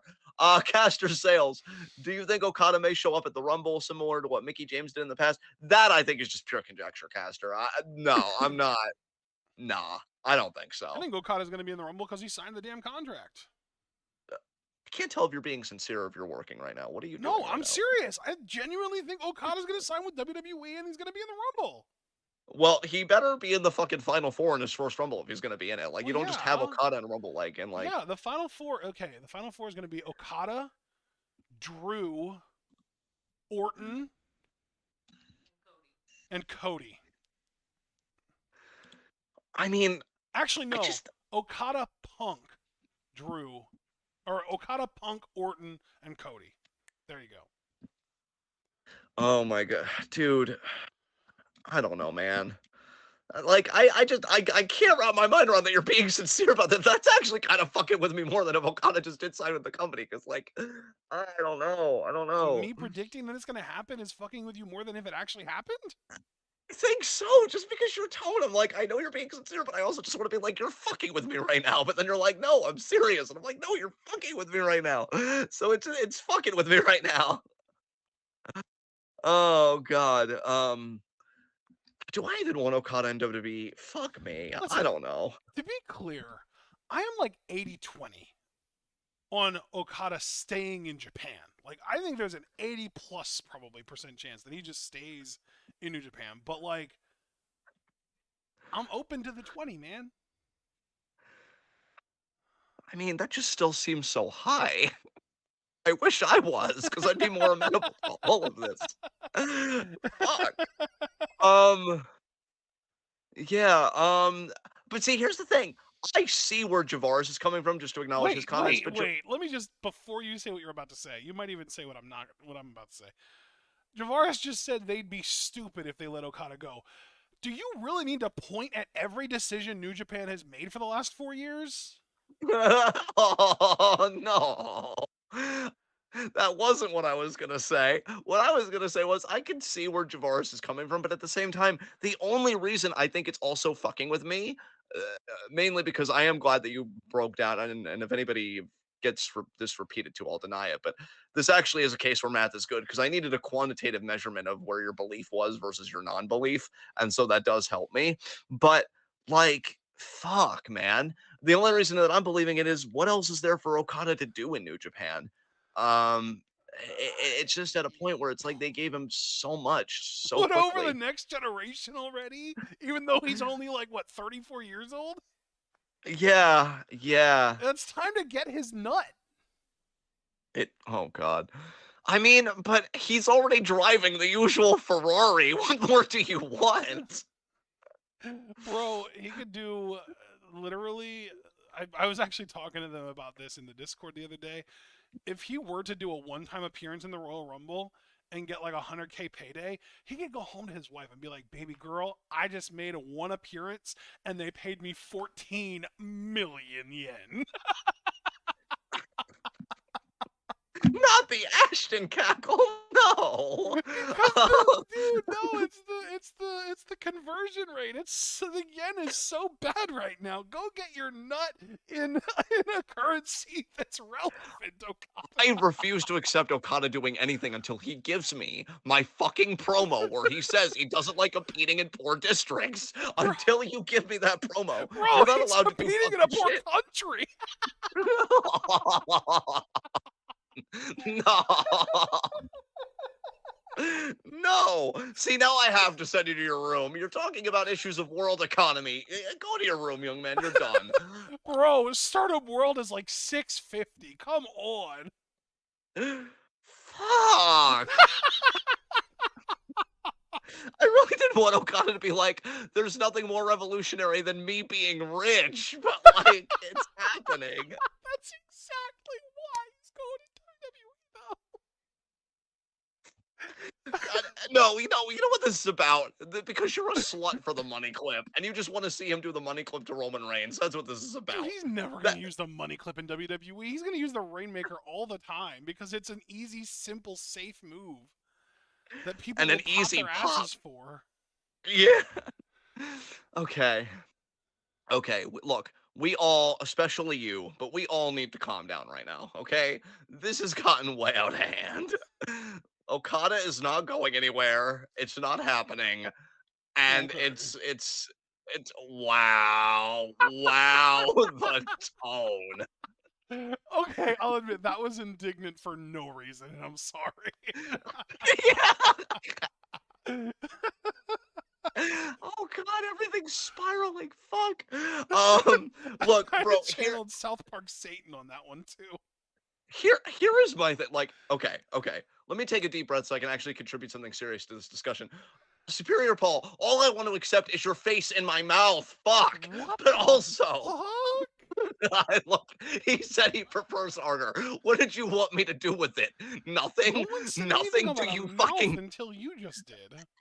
Do you even know who the fuck I am? But listen, everybody, listen, haha, to me. Fucking shout out Armando Estrada. Um, but Oh my listen, god, I forgot about him. yeah, I bet everybody else did too. I didn't, and that's the important thing. Um, if God, I need to breathe. If Okada goes to be, I'm sorry, but like, I would just want him to win the Rumble outright. Like, fuck CM Punk, fuck Bro, Cody Rhodes. Like, maybe in 2025. no. No. Dude, that sounded like me every time you say something that's definitely happening that I don't want to accept. Damn it, I just got myself together. You weren't supposed to make me laughing at what the fuck's wrong with you? Um No! but no, he's winning. Not in 2025, Bro, the 2020 now, WWE audience motherfucker. doesn't even know who he is. What are you talking The about? WWE audience doesn't even know what their own fucking face is, which is why they're a bunch of marks that want to get themselves over because they don't have any taste. Fuck them. When have they Wow. ever mattered? You're You really know I'm old man yelling at clouds right now. no, you know I'm right. You know I'm right. That's why your only retort is, wow. Listen, Owen, nobody invited you, okay? God. Um, no, he has to win the Rumble. Fuck CM Punk, who I have currently as my favorite to win the Rumble, which is also fucking gross. Oh my Ew. god, you're funny. I First of all, I'm handsome. Way to get your words Those confused. can be mutual. Those are not mutually exclusive, sir. They can be both. Don't tell me things with tone that are low stakes. Fuck you.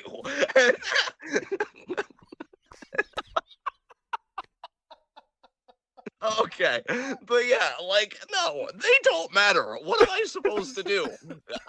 Care about what they think about a guy who they never watched, but now that he comes to WWE, oh, now he's the greatest ever. Chortle my asshole. So no, he needs to win. Fuck CM Punk and fuck Cody Rhodes. I don't know which one could get fucked harder. Probably CM Punk, to be honest. But yeah. Um, Okada, if he comes to WWE, what feuds would I even want him in? I guess he's a lot like an AJ, where it's Okada versus the world. You really can't go wrong with him. Because, like, even I guys mean, like isn't the Bronson, obvious one Okada versus Orton? yeah, dude, Battle of the that's drop still gonna kicks, be, right?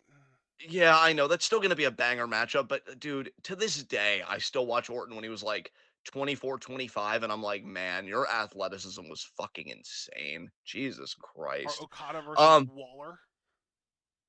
that wouldn't even be bad. Again, Okada's just that type of worker where like, yeah, he'll give everybody their best match. So like, yeah. Like I kind of mentioned earlier, I think Okada versus Gunther is a huge money match, and that should be a WrestleMania match, and Okada should beat him for the IC title. And look, Foster, all due respect, when the world decided that your face wasn't going to dominate it, thereby making it a handsome utopia, we were already fucked, okay? So like I've already accepted that we're never going to achieve perfection. They missed that chance just completely. So if Okada dominates another company, I mean that's just par for the course. Um But you Javaris literally being like, said earlier in the night that you don't like monopolies. but dude, first of all, who gives a shit what I said 5 minutes ago? What matters is what I'm saying right now. Second of all, I did say that and I stand by it, but there are some monopolies that you just have to accept as inevitable. Like, I don't know, your handsomeness, for instance, because Foster Oh, was kind of alluding to that earlier with the whole LDF action, how that LDF action reminds him of your face. And 20 that's a times lot. over, even. Wow. I know, like, I don't even know if you fully processed that yet. I Meanwhile, I've haven't. got my own thing going on with Superior Paul, and it is heating up big. So we're all kind of winning right now. We're all doing the best we can. But what was the last question we even got asked? I feel like, Did oh you yeah, it saw was from Caster Sales. Gunther Yeah. using the Raymaker on the Miz? Um. Wait, what about the Rainmaker on The Miz? Gunther used it. Oh, I mean, Gunther's believable, so, like, that's pretty cool. Um, oh god, Foster asked a question right before Superior Paul's message of "I prefer harder," which even in context, what? Um, who would you guys like to be revealed to attack Trick Williams? I'm still It's thinking gonna it's be Mello, Mello. man. I still think it's Mello. Fuck Because Mello me. got super aggro a couple episodes of NXT ago. Oh my god, we never talked about that segment. There was a segment 2 episodes of NXT ago, the first episode after Deadline, where it was just Dragunov and Trick, and then Mello came out, and it was the end of the show. It was the last segment on the show, and Mello came out and accused Ilya of being the one that attacked Trick. And this segment was great, but it also made it feel like Mello was 100% the perpetrator because Ilya would No. never. Ilya would fucking never. No. It's Why can't we gotta just be have Mello. friends? He's throwing out accusations, man. If it was in an Among Us lobby, I'd vote for him. Oh god, no. Like, why can't we just get friendships? Real healthy, functional friendships. It's like WWE did it the one time with the New Day, and they're like, "Well, we're never doing this shit again." Man, fuck. like, God. Mello was like, he did it, and then he accused me because he knew that if you and I were separated, we would be at each other's throats, and who benefited the most from that? He did. So like he's like trying to come up with this narrative to make it seem like Ilya was the one that did it, when like you can tell he's reaching, man. He's grasping for straws. Mello, nobody was even accusing you. What are you doing? Now I'm sad. Are you proud of yourself? I was distressed, and now I'm sad. God. Oh, you're just having a great time over there. Mostly because you're arriving at the conclusion that I arrived at like a month and a half ago, but like you're like experiencing all those emotions all at once. Wow. Um, Foster's just like, "Wait, what if Ilya is guilty? What if Mello is telling the truth?" Yeah, Ashton. What if Ilya is guilty? Maybe they want to spice up his title reign by making him be heel. Right. Because I mean, yeah, that's totally a possibility. And what if that is true? I mean, what happens then? I don't I don't know. I don't It's because I almost like really there's no juice to be squeezed there or something. I mean I Like, mean, to be perfectly honest, I wanted to be really confrontational when we did first because it really seemed like there was an air of dismissiveness to your tone. But like then when you followed up with what happens then? Like I don't that was more disarming than I thought it would be because I don't know. dude, that's an So old customer service trick. If anyone is ever really upset and angry with you in customer service, the best thing you can do is ask them what they would like you to do. Because that is the most disarming thing ever. It's amazing. fuck, I feel like I'm slowly learning how to overcome your disarming techniques, like, but like you keep pulling out new ones, and I'm like, I don't want to learn more stuff. Fuck. Um, so yeah, Javaris WWE really does hate Black Fred. Well, what about a No Fay and Blade? Are they still together, or did one of them turn on the other? Is that tag team no longer a thing? Like, so we've still got some black friendships. It's not totally hopeless. Oh my god, now Foster sent you to your room. Oh, that's serious. That's far more serious than when I do it. Shit. Foster is acting out of emotion because he does not want for Trick and Mello to break up either. Wow, the tone of like, I'm No, gonna be it's okay. slightly paternalistic, I but with pure understand. I get logic. it. It's okay, Foster. I understand. It's all right. Okay. Any other? What the hell was that?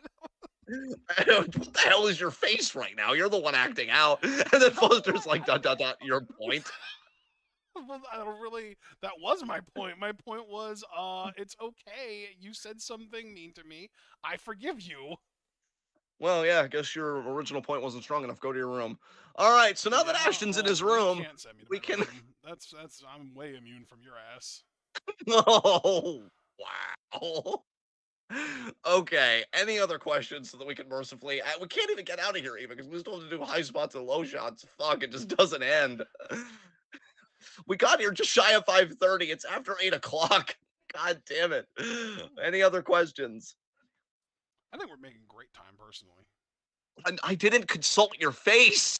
Anyway, um, let's see. Javaris, but seriously, what if Okada goes to WWE and tells Orton he wants to go 30 plus, and Orton is like, "You want to go what?" Orton's like, "We don't do that here." Yeah, uh, Orton would be like, "Oh yeah, sure, kid, we'll go 30 plus, just as yeah. long as you don't mind 25 of those being a chokehold." Rest Old City, bitch.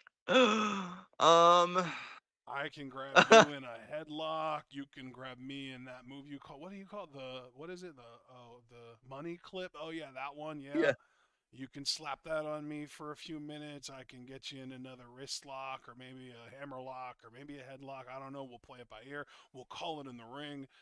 And then, maybe in the last few minutes we'll ramp it up. We'll start getting our shit in and then we'll call it home. sure.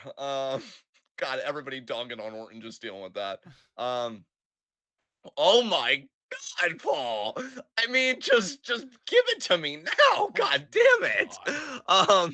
But no, I'm still here and I have to be chaste and professional because I'm at work. Let's recap all 3 we got. Fuck. I get blue balled when it's finally happening. It's finally happening. Let's see. Taurus laughing his ass off. Foster joked Orton being like, you mean 30 plus seconds, right?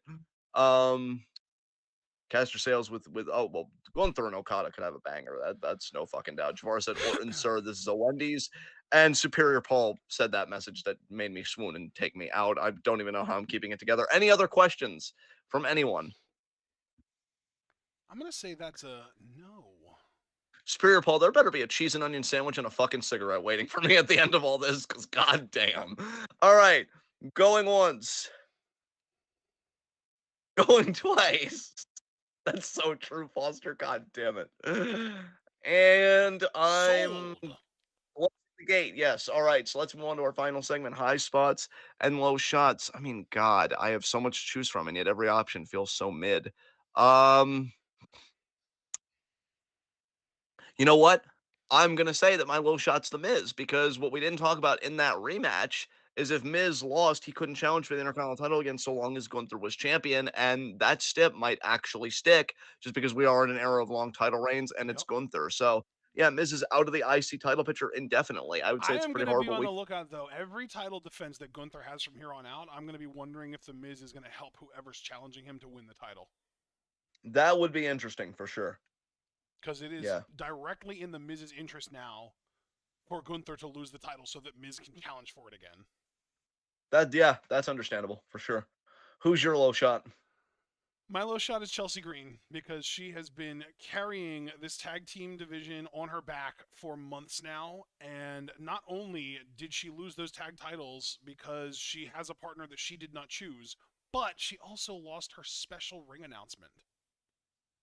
Oh yeah, I thought that was so fucking petty. Yeah. Because I read about that. I'm like, wow. So Samantha does something to differentiate characters and to differentiate herself in terms of her announcing, and it's like, no, you can't do that. It's literally harmless, bro.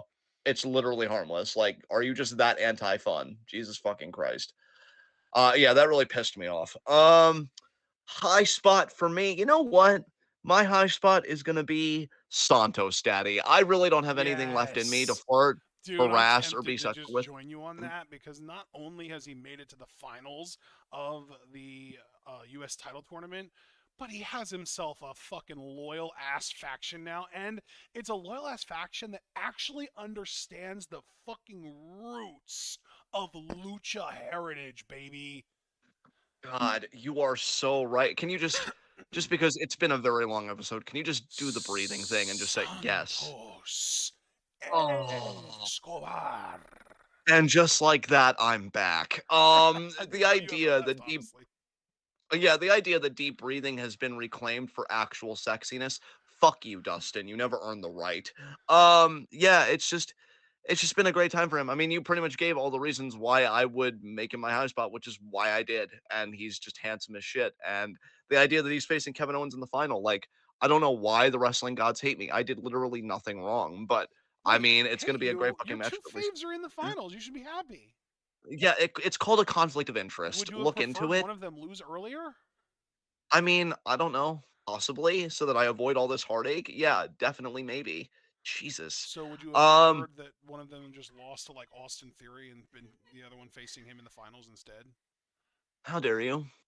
How dare you? Are you signing on with me about LDF being the high spot, or are you just gonna come up with your own, or what are we doing? Um, I'm thinking. Give me 30 seconds to think.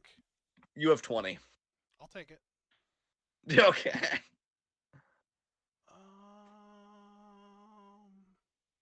You know what? I have a unique thought of my own. I'm going to say AJ Styles is my high spot because he returned and had a great few weeks and is immediately in the world title picture. Where he belongs, honestly. Good for Allen. Honorable mention to Mia Good. Yim for pinning Io. Yeah, you know what? I like it. You know what? I put your face under the gun, and your face thrived. So I have to say that I'm impressed. All right. Wahoo! Okay. Yeah. Yeah. With that, we did it. We did it. Weekend review. We were all caught up. We talked about the thing. We did the thing. It's great. All right, guys. So leave a like as you file out, subscribe, click the bell notification so you don't miss any of that TWitWoW goodness. Check out everything we're involved in the description box. Follow us on Twitter and Twitch because we are the best wrestling podcast in all the IWC. And yeah, next week is going to be very interesting because everything is happening next week. So okay, first things first. God, Thursday. we have so much. We do, and I'm so unprepared for all of it. I'm even thinking that this upcoming Sunday, so tomorrow, I'm probably just going to spend all day with my list just to get that started. And I say that because, yes, folks, it's all happening next week. Next Thursday, Ashton, I know we kind of had it out on the one Stardom recap, but then I got confused because we were doing it all like at the end of that video. Are we doing Stardom catch up at 5 and then Q&A just after Yes. that next Thursday? Yes. Okay, so I did get that right Yeah, then. basically we'll do the Then rule where like if we we'll basically like whenever we finish Stardom, we will round up an hour and then add an hour, and that'll be when we start on Q&A. exactly. So be on the lookout for that. Sweet dreams to you too, Spirit Paul. Call me. Call me. So yeah. Stardom's gonna be 5 p.m. Thursday, whenever that's done. Round up an hour, add an hour, then it's Q&A. Monday and Friday, in between all that, we're still gonna be doing our Discord hangouts. But then fucking Saturday, we'll do in review, 10:30 usual time. Thank God. I shouldn't be getting sick again unless I just come down with something even more severe and just have to be replaced. I'm sure the colon will be able to fill in for me just fine, but I doubt it. So that should just be 10:30 regular time. And then this is what I need to talk to you about. December 31st, Sunday. What time are we going live with the year-end awards? Is that going to be like a 7 p.m. thing so we're live late enough for the ball to drop and usher in 2024? Is 8 What okay are with we? you? Eight's fine with me. I just wanted to Yeah, get a time with you so that that we could works. we could plan this accordingly. Um, yeah, guys, Would you prefer 7? no, honestly, the later the better if you were down with 8 because I'm gonna commit a lot to this Sunday, hopefully to fill out some categories, but I don't even know how much I'm gonna get done. So I'm gonna need all the time I can because yeah, I told you guys, I've been telling you guys a while. I was completely opposite of last year. Last year, if it was my best performance because I was on top of my game filling in shit, this was just a wild year for me. Really have not been able to give much. So I'm hoping to sit down, bang on some categories. There are some award recipients I have in mind that are just really easy. Other ones, though, I'm gonna have to give a lot more of a think to, Yeah. and that's gonna be the real heavy part. So yeah, year-end awards, December 31st, 8 p.m. We're doing the fucking thing, guys. It's another year in the books. And then hopefully 2024, I can have another really good year of being on top of shit because it just makes the job so much easier. But we'll have to see what I come up with. How far along in your list are you, Ashton? Since we're talking about it, we're kind of teasing it. How many categories do you have to fill out still, definitively? Let's see. 1, 2, 3, 4, 5, 6, 7, 8, 9, 10, 11, 12, 13, 14, 15. I have 15 filled out of like 58. Jesus Christ, which means I still have all 73 to fill out. Whoa, It's gonna whoa, be a fun whoa, whoa, time. whoa. I said out of 58. Right. Well, okay. No, no, I see where I went wrong. Well, Oh, I and still have all actually 15. actually one of those is not even a thing. So it's out of 57. Well, I still have all 57 to fill out. So that's going to be fun for me. I have a lot to figure So out. you haven't bothered to Uh, touch yours at all. no, I haven't touched mine for shit. I told you all. It's been a crazy year. I've had deaths in my family. I've had sickness. I've had fucking real world issues. I've had a lot. I haven't really been able to, and plus, just I haven't really felt too connected to wrestling this year, save for Stardom. Even Stardom had some rough patches this year, so this is going to be a rough one for me. But we'll figure it out. We always do. And if we don't, I'm handsome. Who gives a shit? So yeah, 31st, 8 p.m., ringing in the new year before Royal Rumble 2024. And then that begins our whole other TwitWoW section, the road to WrestleMania. So a lot of great stuff coming for you, Whoop longtime fans of the whoop. podcast, as you already know. And yeah, so final time, please leave a like if you follow up because we only have one like. And I don't know how, with all that sexual innuendo, that we only have, well, now 2 likes because I like the Oh, video. I'm That seeing we're all, 6 likes on my end. well, then let me refresh because clearly YouTube's the one that's lagging. But yeah, just great hanging out with you all. Be good to yourselves. Have a wonderful holiday, whatever you celebrate. If you celebrate, I know tomorrow's Christmas Eve. So just love you guys. Be good to yourselves. Be good to each other. Tune in and peace out.